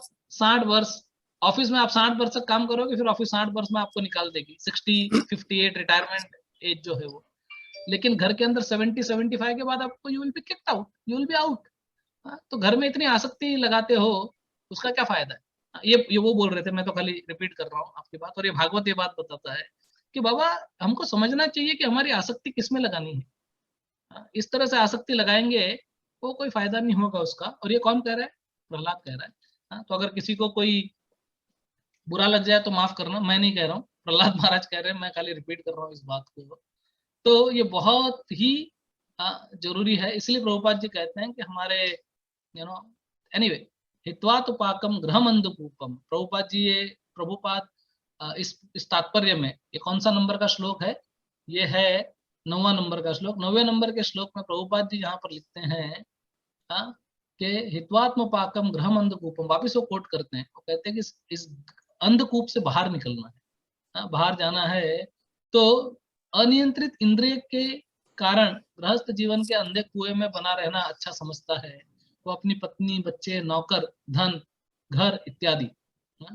भक्ति विनोद ठाकुर क्या कहते हैं एक्चुअली? मानस देहो गेहो जो किछु मोहि अर्पितु तु आपदे। तो कहते हैं कि ये जो है कि भगवत धाम जाने के लिए पूर्णतया वैराग होना चाहिए। और कैसे होगा? वैराग्य से होगा। वैराग्य विद्या निज भक्ति योग। चैतन्य महाप्रभु स्वयं आते हैं और बताते हैं कि वासुदेव भगवती भक्ति योग प्रयोजित जनयत्यासु वैराग्यम ज्ञानम च यत हेतुकम। भागवत कहता है कि भक्ति करने से वैराग्य प्राप्त होता है। भक्ति का इमीडिएट रिजल्ट वैराग्य है। और अगर वैराग्य नहीं आया तो हमारी भक्ति बरोबर नहीं चल रही है कि नहीं? एक बोलते बैरोमीटर है, एक मापदंड है जिसमें हम लोग कर सके। लेकिन इंद्रिय भोग की प्रबल प्रवृत्ति ही भौतिक शरीर का कारण है। प्रभुपाद जी लिखते हैं कि हम लोग इस भौतिक शरीर में क्यों हैं? क्योंकि प्रबल इंद्रिय तृप्ति की इच्छा है हमारे हार्ट में भरी हुई है, वो कभी पूरी ही नहीं होती है ना? बहुत डिफिकल्ट। एक्चुअली ऐसा एक घटना भी है कि बीरबल और अकबर की कहानी में, मतलब ऐसे तो बहुत जगह पे ऐसा होती है, तो कहते हैं कि सबसे ज्यादा व्यक्ति किसको नहीं छोड़ सकता है, तो बीरबल कहता है कि लस्ट, काम को नहीं छोड़ सकता है। और वो प्रूव करने के लिए कहते हैं कि एक बूढ़ा व्यक्ति है जो बस अभी मरने वाला है, बहुत टाइम से बीमार है, उससे हम मिलने जाते हैं और आपको मैं डेमोन्स्ट्रेट करके बता दूंगा, लेकिन आप साथ में अपनी सुंदर पुत्री को लेके चलो। अकबर को बोलते हैं बीरबल। तो अकबर अपनी सुंदर पुत्री को लेके जाता है और जैसे उसको मिलने जाता है उसको पता चलता है कि राजा मिलने आया है। तो वो अपने आप को सौभाग्यशाली समझता है, लेकिन जैसे उसकी बेटी को देखता है तो उसकी निगाहें तुरंत उसके और चली जाती है। और बीरबल कहता है कि देखो, मृत्यु सैया पे बैठा हुआ है लेकिन फिर भी आसक्ति छूट नहीं रही है उससे। इंद्रिय तृप्ति की भरपूर आशा है, लेकिन उसके विपरीत जो भक्त होता है वो शनै शनै धीरे धीरे भगवान की भक्ति करते हुए ईमानदारी से, ऑनेस्टली, जैसे प्रभुपाद जी ने क्या कहा, कौन इच्छा नहीं, अभी कोई इच्छा नहीं बची है मेरी, बस एवरीथिंग इज कंप्लीट, अभी मैं बस छोड़ के जा सकता हूँ। तो वो कहते हैं, प्रहलाद महाराज अपने मित्रों से कहते हैं कि हे मेरे असुर मित्रों, व्यक्ति को सबसे प्रिय क्या है, तो कहते हैं कि धन प्रिय होता है। धन जो है वो सबसे प्रिय होता है, क्योंकि लोग इसे मधु से भी मीठा मानते हैं। तो ये जो कहावत है भागवत से आई है, money is sweeter than Honey. धन जो है, ये जो है, व्यक्ति बस धन धन धन धन धन। एक्चुअली एक नीति शास्त्र में एक श्लोक है, तो वो कहते हैं कि क्या है पहला वर्ड, उसका मुझे याद नहीं आ रहा है, पर वो कहते हैं कि दुंदुभिश्च नितराम चेतना तद्धनम, ऐसा करके कुछ है कि दुंदुभी मतलब होता है नगाड़ा। तो नगाड़ा क्या होता है, जब बजाते हो आप उसको, आई डोंट नो आप में से कितने लोगों ने नगाड़ा बजाया है, लेकिन मैंने बजाया है। हमारे राजस्थान में, हमारे गांव में एक मंदिर है, चार भुजा जी का मंदिर कहते हैं उसको। चार भुजा मतलब जिसकी चार भुजाएं हैं, विष्णु जी का मंदिर है। उसकी जब शाम को आरती हम करते थे तो उसमें वहां बाहर नगाड़ा होता था, और हम जब बच्चे छोटे से थे तो हमको बहुत आनंद आता था, हमको कुछ पता नहीं चलता, लेकिन नगाड़ा बजाने में बहुत आनंद आता था। तो नगाड़े को जब आप बजाओगे तो क्या आवाज आती है, धन धन धन धन धन धन धन धन धन, ऐसा करके आवाज आती है। तो कहते हैं कि दुंदुभी अपनी नितराम अचेतना, ये दुंदुभी मतलब ये नगाड़ा जो है ये अचेतन है, इसमें कोई चेतना नहीं है। क्यों? क्योंकि ये किससे बना हुआ है, नगाड़ा किससे बनता है, बताओ? चमड़े से बनता है। हाँ, तो चमड़े से नगाड़ा बनता है। तो बोलते हैं कि ये चमड़ा जो निर्जीव है, जिसमें कोई जीव नहीं है, इसको अगर आप बजाओगे तो क्या आवाज आएगी, धन धन धन। तो कहते हैं कि वह मनुष्य जो सजीव है वो बेचारा कितना धन धनाधन धन करेगा। इसलिए दौलत का मीटर चालू, धन धनाधन धन, 10 का दम, ये सब जो है, ये धन, इतनी लॉटरी, ये जो है, ये क्यों क्यों प्रचलित है? इसीलिए क्योंकि तू पैसा पैसा करती है और पैसे पे क्यों मरती है। मैं इतना पैसा लगा दूं कि पैसे की लगा दूं ढेरी, इतना सारा पैसा तुमको, तो पैसा पैसा लोग करते रहते हैं, हाई पैसा हाई पैसा हाई पैसा हाई पैसा। 4 पैसे क्या मिले, खुद को समझ बैठे खुदा। अपने आप को लोग खुदा मान लेते हैं, थोड़ा सा पैसा मिल जाता है तो बोलते हैं कि जो निर्जीव व्यक्ति है, कौन, ये नगाड़ा, ये इतना धन धन धन धन करता है, तो सजीव की तो क्या बात करनी है। सजीव व्यक्ति तो कितना धन के पीछे पागल है, और पूरा दुनिया धन के पीछे इतना पागल है। And this money is sweeter than Honey, लोगों के लिए। बोलते हैं कि ऐसा कौन व्यक्ति होगा, प्रहलाद प्रश्न पूछते हैं अपने मित्रों से कि ऐसा कौन होगा जो धन संग्रह करने की तृष्णा का परित्याग कर सकता है, और वह भी अपने फैमिली लाइफ में, गृहस्थ जीवन में। कहते हैं कि चोर, व्यवसायिक, नौकर, व्यापारी आदि अपने प्रिय प्राणों की बाजी लगाकर भी धन प्राप्त करना चाहते हैं। अब मैं आपको बताता हूँ कि मैं बॉम्बे से हूँ। विमल जी, मैं क्लास में फोन करता हूँ। तो जैसे मैं उस दिन उदाहरण दे रहा था कि बम्बई के अंदर आप जब जाते हो तो कई लोग जान की बाजी लगा के धन कमाते हैं। और ऐसा कई प्रांतों में है। मुंबई का तो मैं सिर्फ एग्जांपल दे रहा हूँ क्योंकि मैं उस प्रांत से हूँ। तो जैसे मैंने लास्ट टाइम कहा था, और किरण प्रभु ने शायद कमेंट किया था, कह रहे क्या बात कही, we can relate it actually. तो ऐसा लगता है कि जब ट्रेन पकड़ने कोई व्यक्ति जाता है तो ऐसा लगता है कि ट्रेन के अंदर कोहिनूर पड़ा है। उस कोहिनूर को लेने के लिए सब धाड़ धाड़ धाड़ धाड़ धाड़ धाड़ करके ट्रेन में चढ़ रहे हैं, और कम से कम 50 मीटर दूर खड़े रहते हैं उस ट्रेन के डब्बे को पकड़ने के लिए। और इस तरह से ट्रेन के अंदर जाते हैं। कि पूछो में, ट्रेन में चावल डालने की भी जगह नहीं रहती है, इतना ट्रेन पैकम पैक होता है बॉम्बे का, particularly at the time when you know office के टाइम में अगर जब जाओ, आप सीधे खड़े नहीं रह सकते हो। हमने कहा था जैसे हिरण्यकशिपु अपने टिप टो पे खड़ा था, अपने अंगूठे, पैर के अंगूठे पे और हाथ ऊपर करके, वहां पे लोग खड़े रहते हैं ऐसी कष्टदायक स्थिति में 1-1.5 घंटे। और कई बार तो हमने ऐसा देखा है कि लोग गुजरात से और महाराष्ट्र के कई अलग प्रांतों से मुंबई में यात्रा करते हैं डेली। कोई सूरत से आता है, कोई अहमदाबाद से आता है, कोई कोल्हापुर सोलापुर से, पूना निगड़ी, नासिक से लोग आते हैं, इतना कष्ट उठा के, इतना जान की जोखिम लगा के आते हैं धन कमाने के लिए। और ट्रेन में से जब उतरते हैं तो ऐसा लगता है कि कोई कोबरा आ गया अंदर, धाड़ धाड़ धाड़ धाड़ धाड़ धाड़ करके सब लोग नीचे उतरते हैं। कई लोग गिर जाते हैं, जख्मी हो जाते हैं, घायल हो जाते हैं। और कई बार ट्रेन के अंदर, ट्रेन में ऊपर से लोग गिर जाते हैं, लटकते लटकते गिर जाते हैं, कितना कुछ होता है। तो प्रहलाद महाराज ये बात कहते हैं कि धन संग्रह करने के लिए अपने प्रिय प्राण की बाजी लगाकर, कौन? चोर।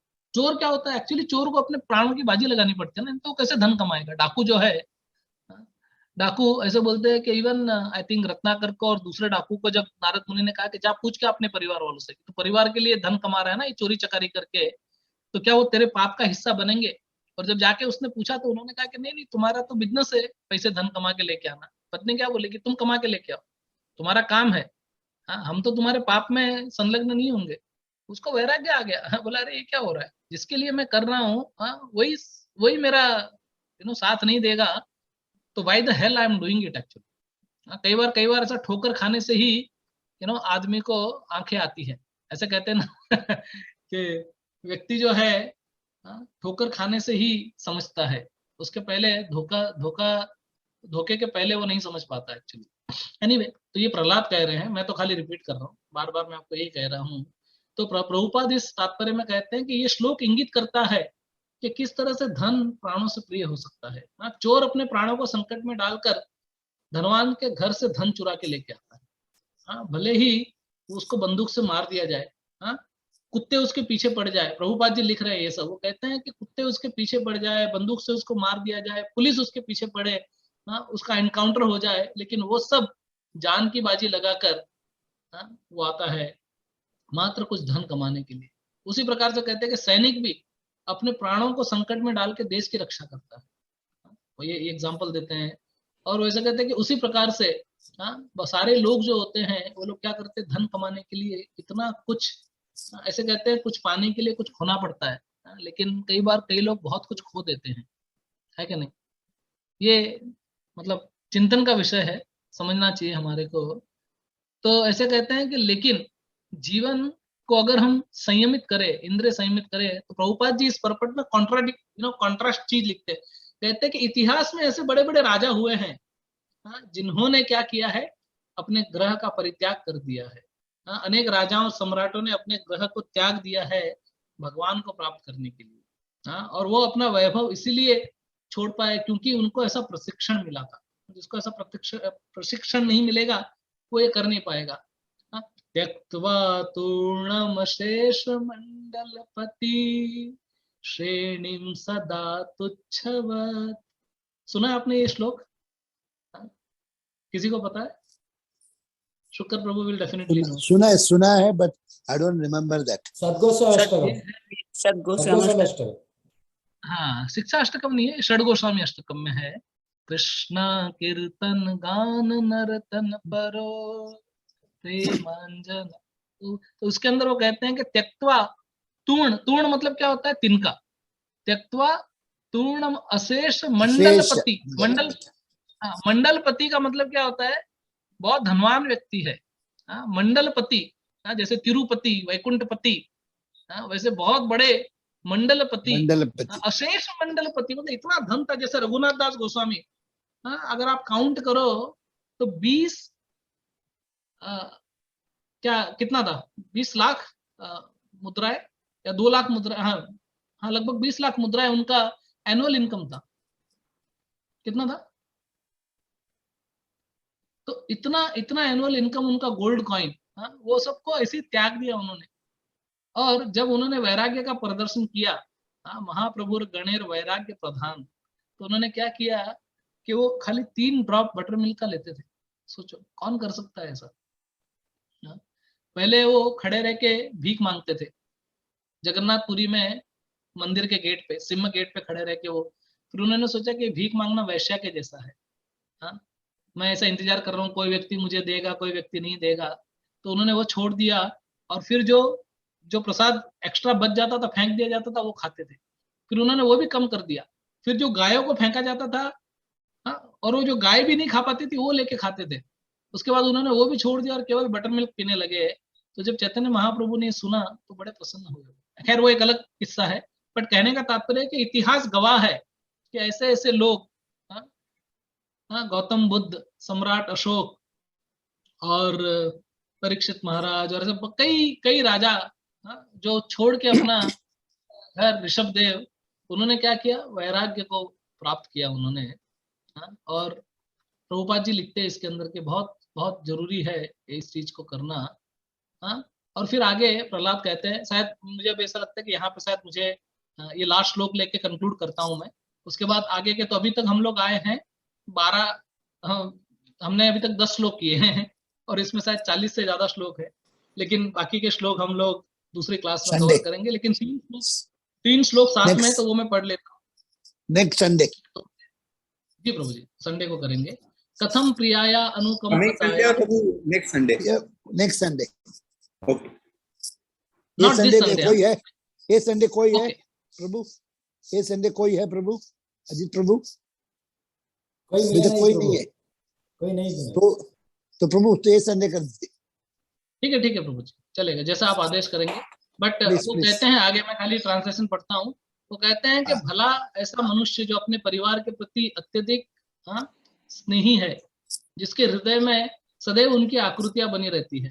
हाँ, वो कहते हैं ना, दिल में तेरी सूरत, आंखों में तेरी ही सूरत, पल पल दिल के पास तुम रहती हो, जो भी है, व्हाटएवर इट इज एक्चुअली। हाँ, बोले कि किस तरह से उसका संग छोड़ सकता है, विशेषकर पत्नी। ये कौन कह रहा है? प्रहलाद। प्रहलाद कह रहा है कि विशेष पत्नी, हाँ, मतलब पत्नी पति के लिए और पत्नी के लिए पति, दोनों सदैव अत्यंत दयालु और सहानुभूति पूर्ण होती है और सदैव पति को एकांत में प्रसन्न करती है। भला ऐसा कौन होगा जो इसकी पत्नी की संगति का त्याग कर सकता हो। फिर वो कहते हैं कि छोटे छोटे बालकों की तोतली बोली, हाँ, सुनने में बहुत अत्यंत मधुर लगती है और उसके पिता सदैव उसके मधुर शब्दों के बारे में सोचते रहते हैं। तोतला बोलता है व्यक्ति, उसको बहुत अच्छा लगता है, अले कितना कितना कितना हले हले, ऐसे जब बच्चे मतलब बोलते हैं तो पिता को लगता है वैकुंठ की प्राप्ति हो गई मुझे, और कुछ नहीं चाहिए मुझे। तो भला उसका संग किस तरह से छोड़ सकता है? कभी मनुष्य अपने वृद्ध माता पिता, अपने पुत्र तथा पुत्रियों को छोड़ सकते हैं क्या? हाँ? पुत्री अपने पिता की बहुत लाडली होती है, ये सब प्रहलाद महाराज कह रहे हैं। हाँ? और उसके घर में अलंकृत पाक सामान होते हैं। तो Prahlad Maharaj doesn't stop there, he says that you are very much attached to interior decoration. तो एक बार मैं कोई क्लास में ऐसी बात करते करते कह रहा था कि एक तो होता है कि इंटीरियर डेकोरेशन और एक होता है इंटीरियर एटमॉस्फेयर। तो rather than doing interior decoration, we should do interior decoration inside our heart, that is more important. But आप सोचो, हम साज सामान पे, प्रभुपाद लिखते हैं कि अनेक अलंकृत साज सामान होते हैं, उस पर हम लोग कितना खर्च करते हैं। कई बार लोग जाते हैं, गाड़ी भर भर के सामान लेके आते हैं और इतना सारा कुछ घर के अंदर, सब कुछ, मतलब सोचो कितना साज सामान रहता है। किसी किसी के घर में आप जाओ, आश्चर्य से व्यक्ति पागल हो जाता है कि बाप रे बाप कितना जमा किया है। और कभी कभी हमको भी रियलाइज होता है कि हम लोग जब घर चेंज करते हैं यहाँ पे, या फिर कहीं, तो हमको इतना सारा सामान हमारे पास है, वी नेवर इमेजिन कि इतना हमने जमा कर लिया। आप सोचो, आप लोगों को भी अनुभव रहा होगा कि when you try to shift, that time you realise कि OMG, कितना सारा हमने साथ सामान इकट्ठा करके रखा है, इतने की जरूरत भी नहीं है, लेकिन फिर भी जमा करते रहते। अटैचमेंट। और ये कहाँ से आ रहा है? ये भागवत से आ रहा है। सोचिए, भागवत में लिखा है, मतलब हमारी मनोदशा, प्रायण अल्पायुष सभ्य कलवस्मिन युगे जना मंदा सुमंद मतियो मंद भाग्या ही उपद्रता। बहुत लोग अपनी आत्मकथा लिखने के लिए आतुर रहते हैं, मैं कौन हूँ, कैसा हूँ, मैंने क्या किया है, पूरी दुनिया को बताते रहते हैं। बोलते ना, you are playing your own trumpet, अपना ट्रम्पेट बजाते, अपनी पुंगी बजा के घूमते रहते हैं पूरी दुनिया के अंदर।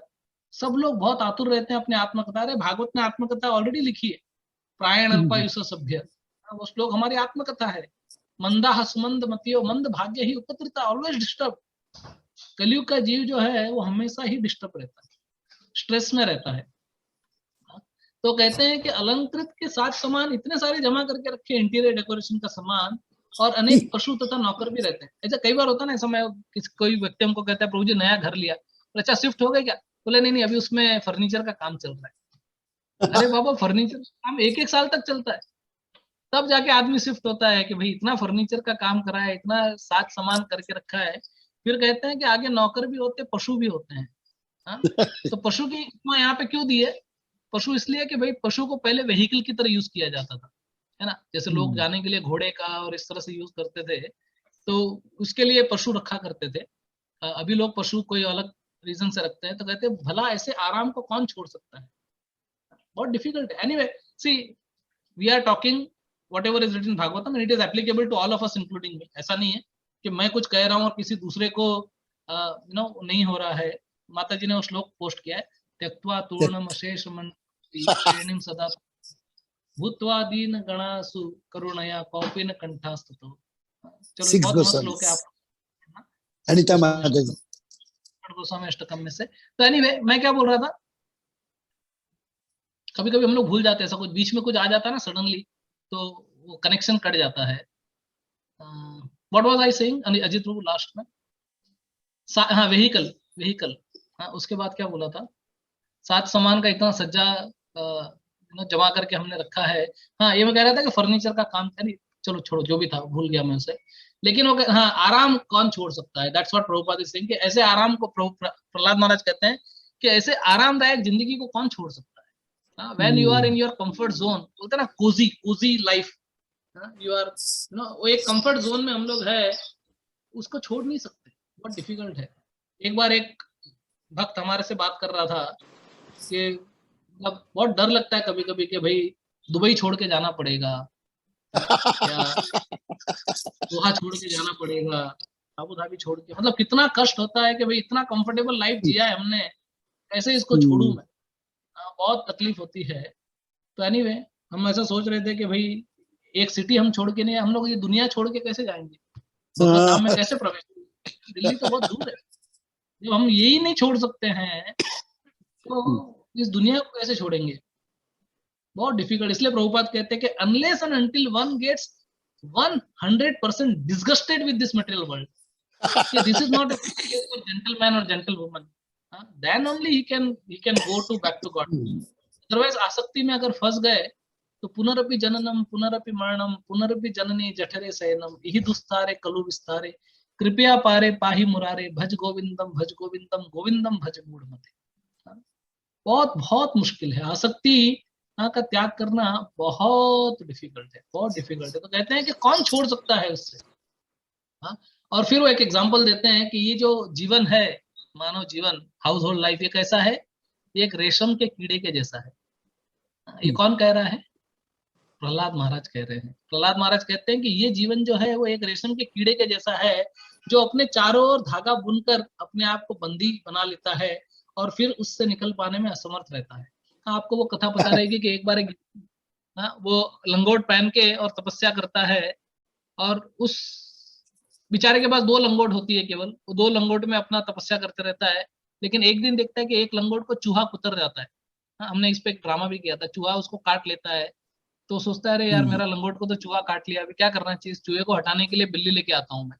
तो बिल्ली लेके आता है, बिल्ली लाता है, तो अपनी तपस्या कर रहा है, चूहा तो भाग गया, बिल्ली ने भगा दिया उसको, लेकिन वो बिल्ली म्याऊं म्याऊं म्याऊं म्याऊं करते उसके आजू बाजू में घूमती है, उसको डिस्टर्ब करती है। तो उसको लगता है कि बिल्ली को दूध पीना है, तो अब उसको दूध पिलाने के लिए क्या करता हूँ? गाय लेके आता हूँ। तो वो गाय लेके तो गाय लाता है, तो फिर अभी गाय क्या करती है? उसको उसकी तपस्या भंग करती है, हम्बा हम्बा हम्बा करके वो अपना रमाना शुरू करती है। तो उसको लगता है अरे गाय को भी संभालने वाली कोई होनी चाहिए, तो घरवाली लेके आता हूँ।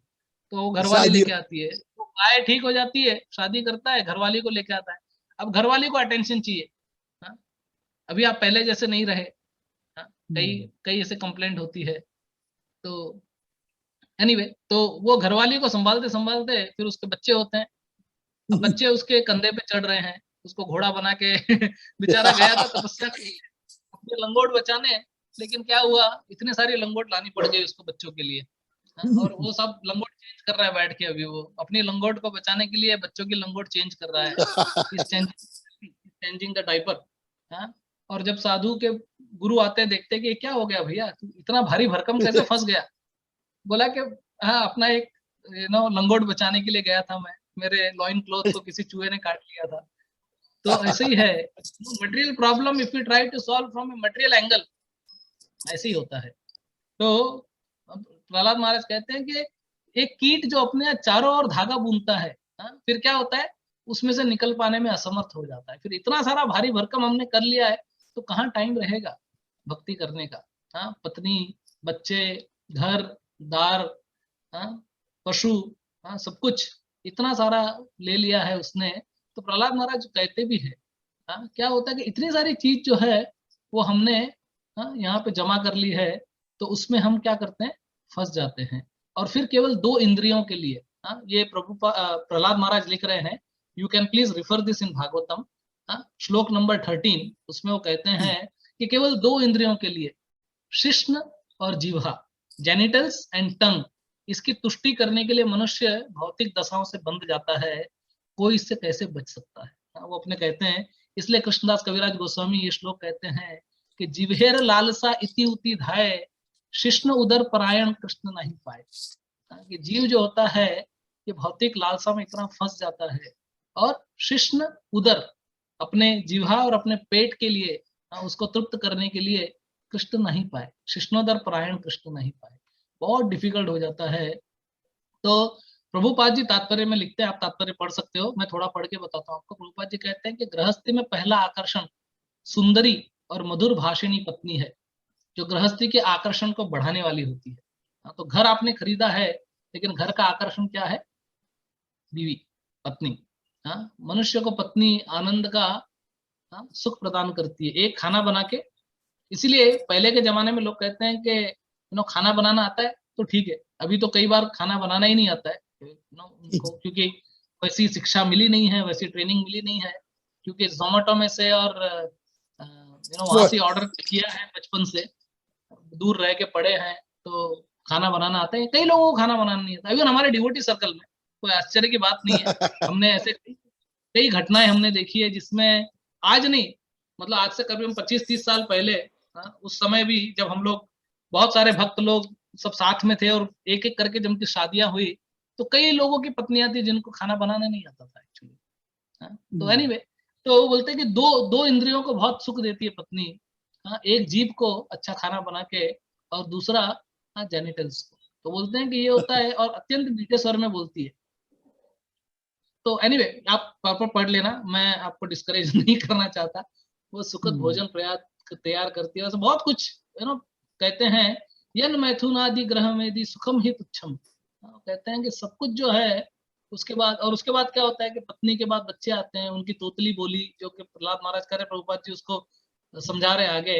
और सबका देख रेख करना पड़ता है, घरेलू कामकाज में इतना, फिर अपने माँ बाप की सेवा, ये वो ऐसा सब करते करते क्या होता है, इस प्रकार गृहस्थी ग्रहम अंधकूपम, वो अंधा कुआं बन जाता है और व्यक्ति वहां से बाहर निकल नहीं पाता। तो कहते हैं कि प्रभुपाद जी लास्ट पर्पट के लास्ट लाइन में लिखते हैं कि पतित मनुष्य को चाहिए कि इस रस्सी का सहारा ले और अपने आप को बाहर निकाले। और ये रस्सी क्या है? ये रस्सी भगवान कृष्ण या गुरु के उपदेश है।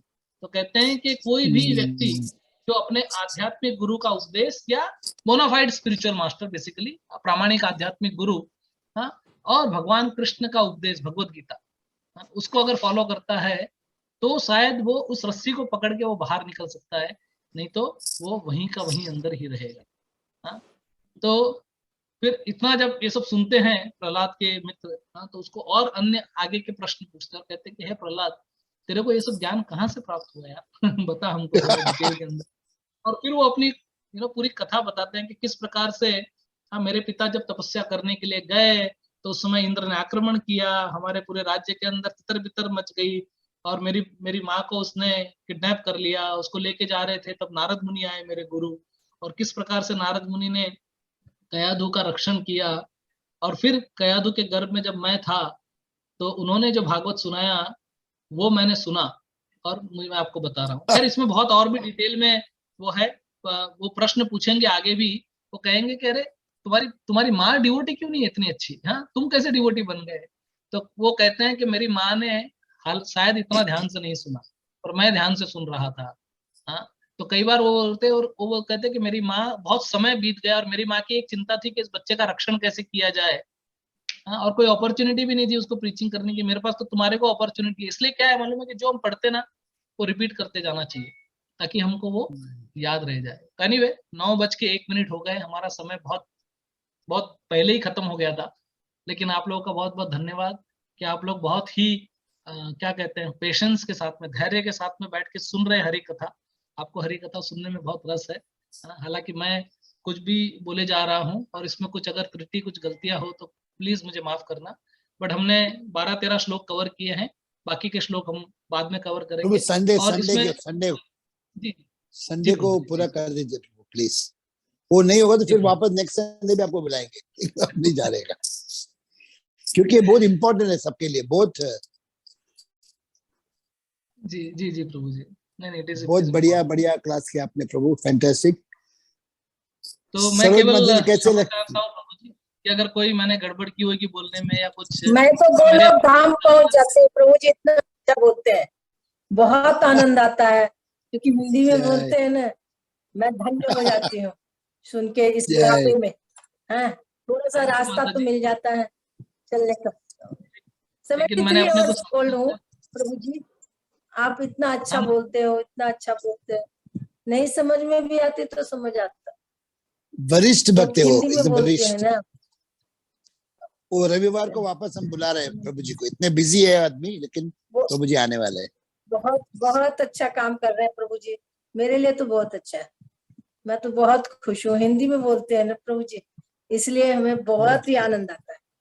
इंग्लिश में समझ सरोज नहीं माता आती जी ना, पर वो अंदर आता नहीं कुछ, क्योंकि पढ़ी लिखी नहीं हो ना प्रभु जी, मैं अनपढ़ हूँ, तो इसलिए हमें पता नहीं, हिंदी तो समझ लेती। माता जी 24 घंटा चैंटिंग करते रहते हैं प्रभु जी, 24 घंटा। नहीं कुछ नहीं। थैंक यू माता जी आपके आशीर्वाद के लिए। और मैं ये कह रहा था, मेरी बात अधूरी रह गई, मैं कह रहा था कि प्लीज मुझे क्षमा करना अगर मैं अपने साक्षात्कार से ज्यादा कुछ बोल गया। मुझे ये सब कोई रियलाइजेशन नहीं है, केवल जो लिखा हुआ है वो पढ़ पढ़ के मैं खाली बता रहा हूँ। तो इसमें अगर कुछ है अच्छा तो वो प्रहलाद महाराज की शिक्षाएं हैं और प्रभुपाद जी ने इतने अच्छे अनुवाद में इतने अच्छे तात्पर्य में लिखा है उसको। और अगर कुछ गड़बड़ अगर मैंने की है तो वो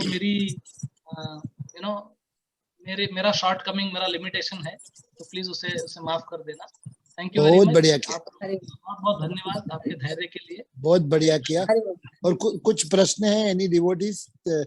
अंग्रेजी, हिंदी? Excellent class प्रभु जी, so practical, everybody can understand. Thank you Ram प्रभु। नहीं किसी का कोई प्रश्न, कोई अगर कमेंट है तो भी बोल सकते हैं please. You can Kiran Jambekar, VS Narayanan, Krishna, कुछ बहुत पूछना है? बढ़िया।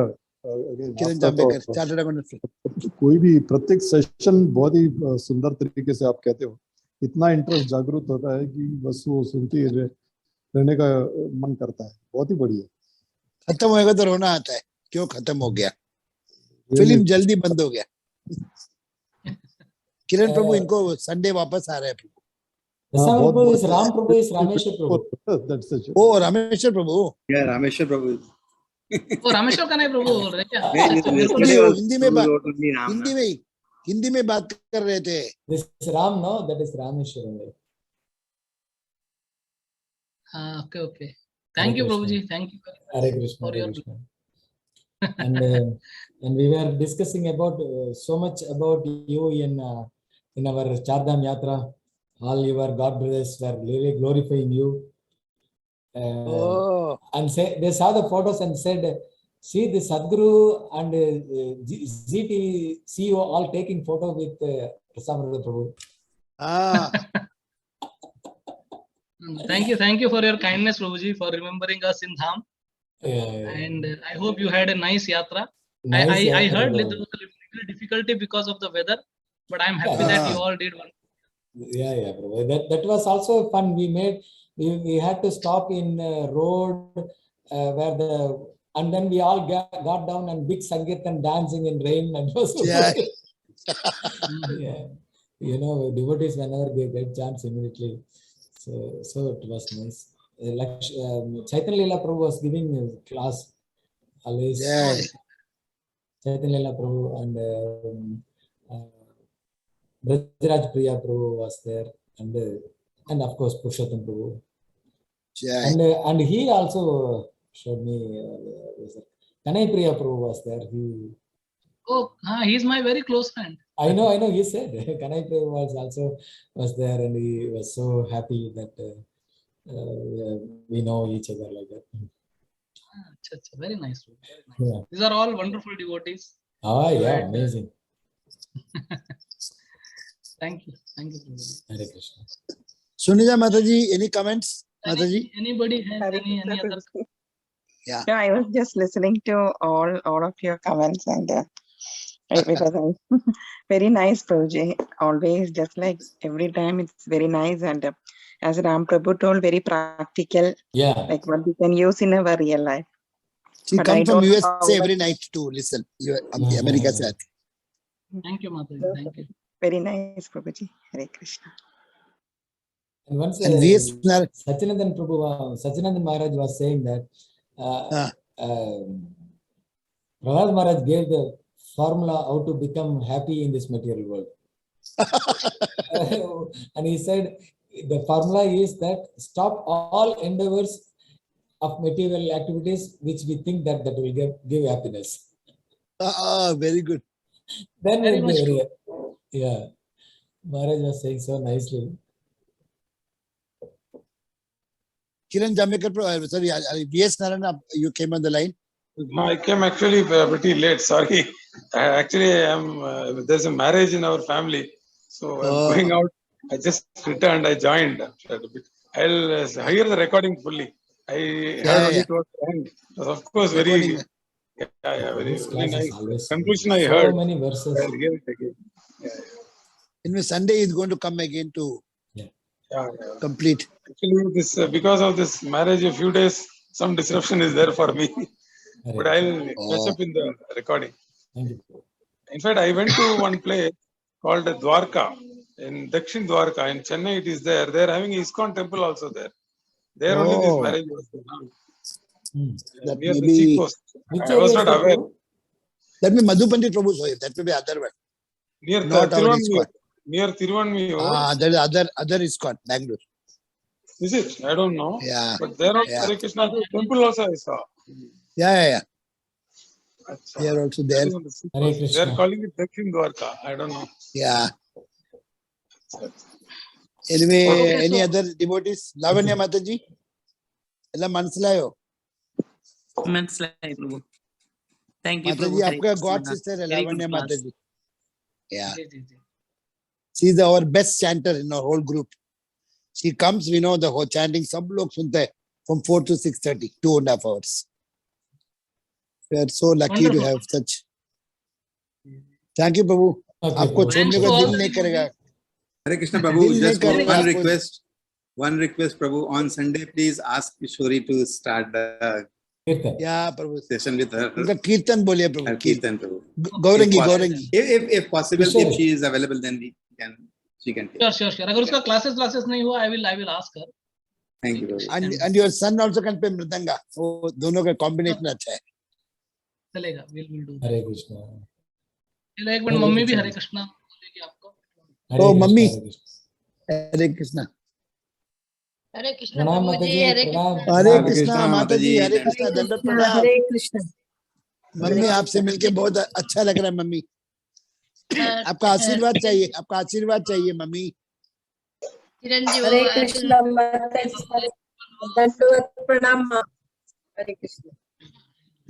आपके हाथ का खाना मैं खाया हूं, अभी भी मुझे टेस्ट है. उधर अबुधाबी में आपने खिलाया था. बहुत धन्यवाद. हरे कृष्ण आपके माता जी। चरणों में हमारा प्रणाम. आपके चरणों में हमारा प्रणाम माता जी, स्वीकार कीजिए. चिरंजीव भव, विजय भव, आयुष्मान भव, ऐसे हो खूब कृष्ण भगवान लंबी भक्ति दे आपको, शक्ति दे। धन्यवाद. हरे हरे. आपका हाँ। बेटा कपिल देव जैसा है, आप देवहूति जैसे हो, ऐसे लगता है मुझे दोनों को देखेगा. Hare Bol. मैं तो कुछ पढ़ी लिखी नहीं हूँ प्रभु जी, कुछ मेरे में तो ज्ञान नहीं है, न कृष्णा ने दिया इसको तो ज्ञान। आपका बेटा ने आपको ध्यान ये दिया मेरी माँ है, हाँ। आप मेरे माँ है ना, मेरी माँ मेरे को मेरे से साथ देने वाली है ना माँ, मैं भी ऐसी हूँ, सरोज माता जी, भगवान मेरे साथ। दंडवत प्रणाम माँ, हरे कृष्णा। कोई तो है हमारे साथ देने के लिए। बहुत ज्ञान धन्यवाद सुनती माता हूँ, जी। हाँ, ज्ञान तो मिल जाता है, बेटा तो रोज बोल रहा है। वो भी मैं सुनती हूँ ना। हरी बोल, हरी कई बोल। कई लेक्चर होते तो फिर मेरे को हिंदी में समझाता है, मेरे को इंग्लिश नहीं आता है ना। जय माता सेवा, बहुत बढ़िया। तो प्रोग्राम में लेके जाता है तो फिर वो मेरे को हिंदी में सुनाता है, सब इंग्लिश में होता है तो मेरे को नहीं समझ में आता है। हरी बोल। मैंने बहुत सारा ज्ञान मैंने इधर से प्राप्त किया है।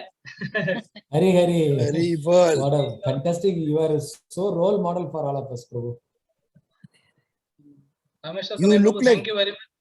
You are so wonderful devotee that you are keeping everyone together. Hare Krishna, प्रभु, you are looking like Prahlad Maharaj, लगता है प्रहलाद महाराज ऐसे लग रहा है मुझे। हरे Krishna.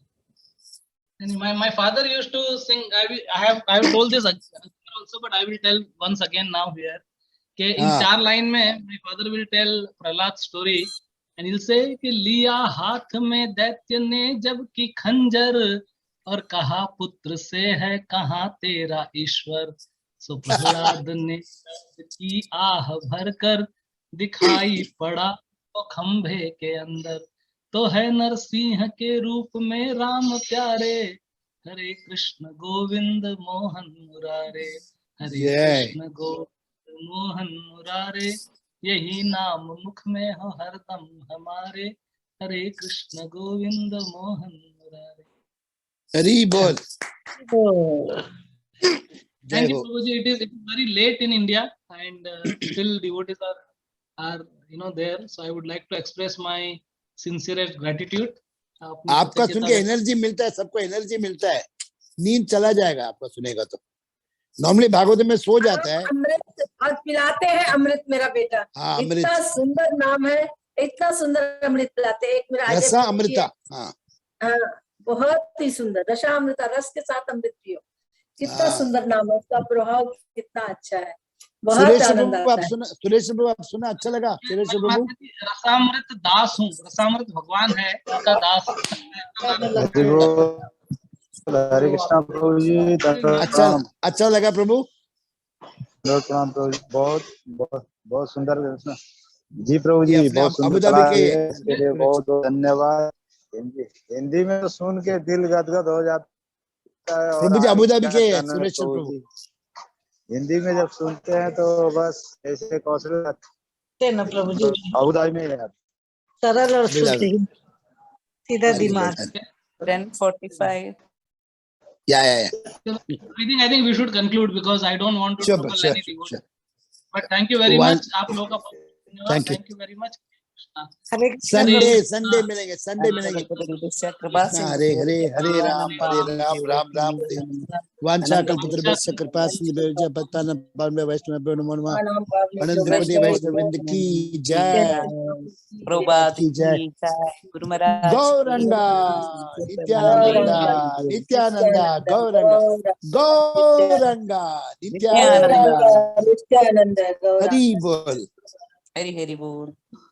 I think with Prabhu's permission, thank you Siddhar Krishna Prabhu, thank you Rameshwar Kanai Prabhu. Ajit Prabhu, you can conclude. Hare Krishna. Thank you Mataji. Thank you. Hare Krishna, Hare Krishna, Hare Krishna.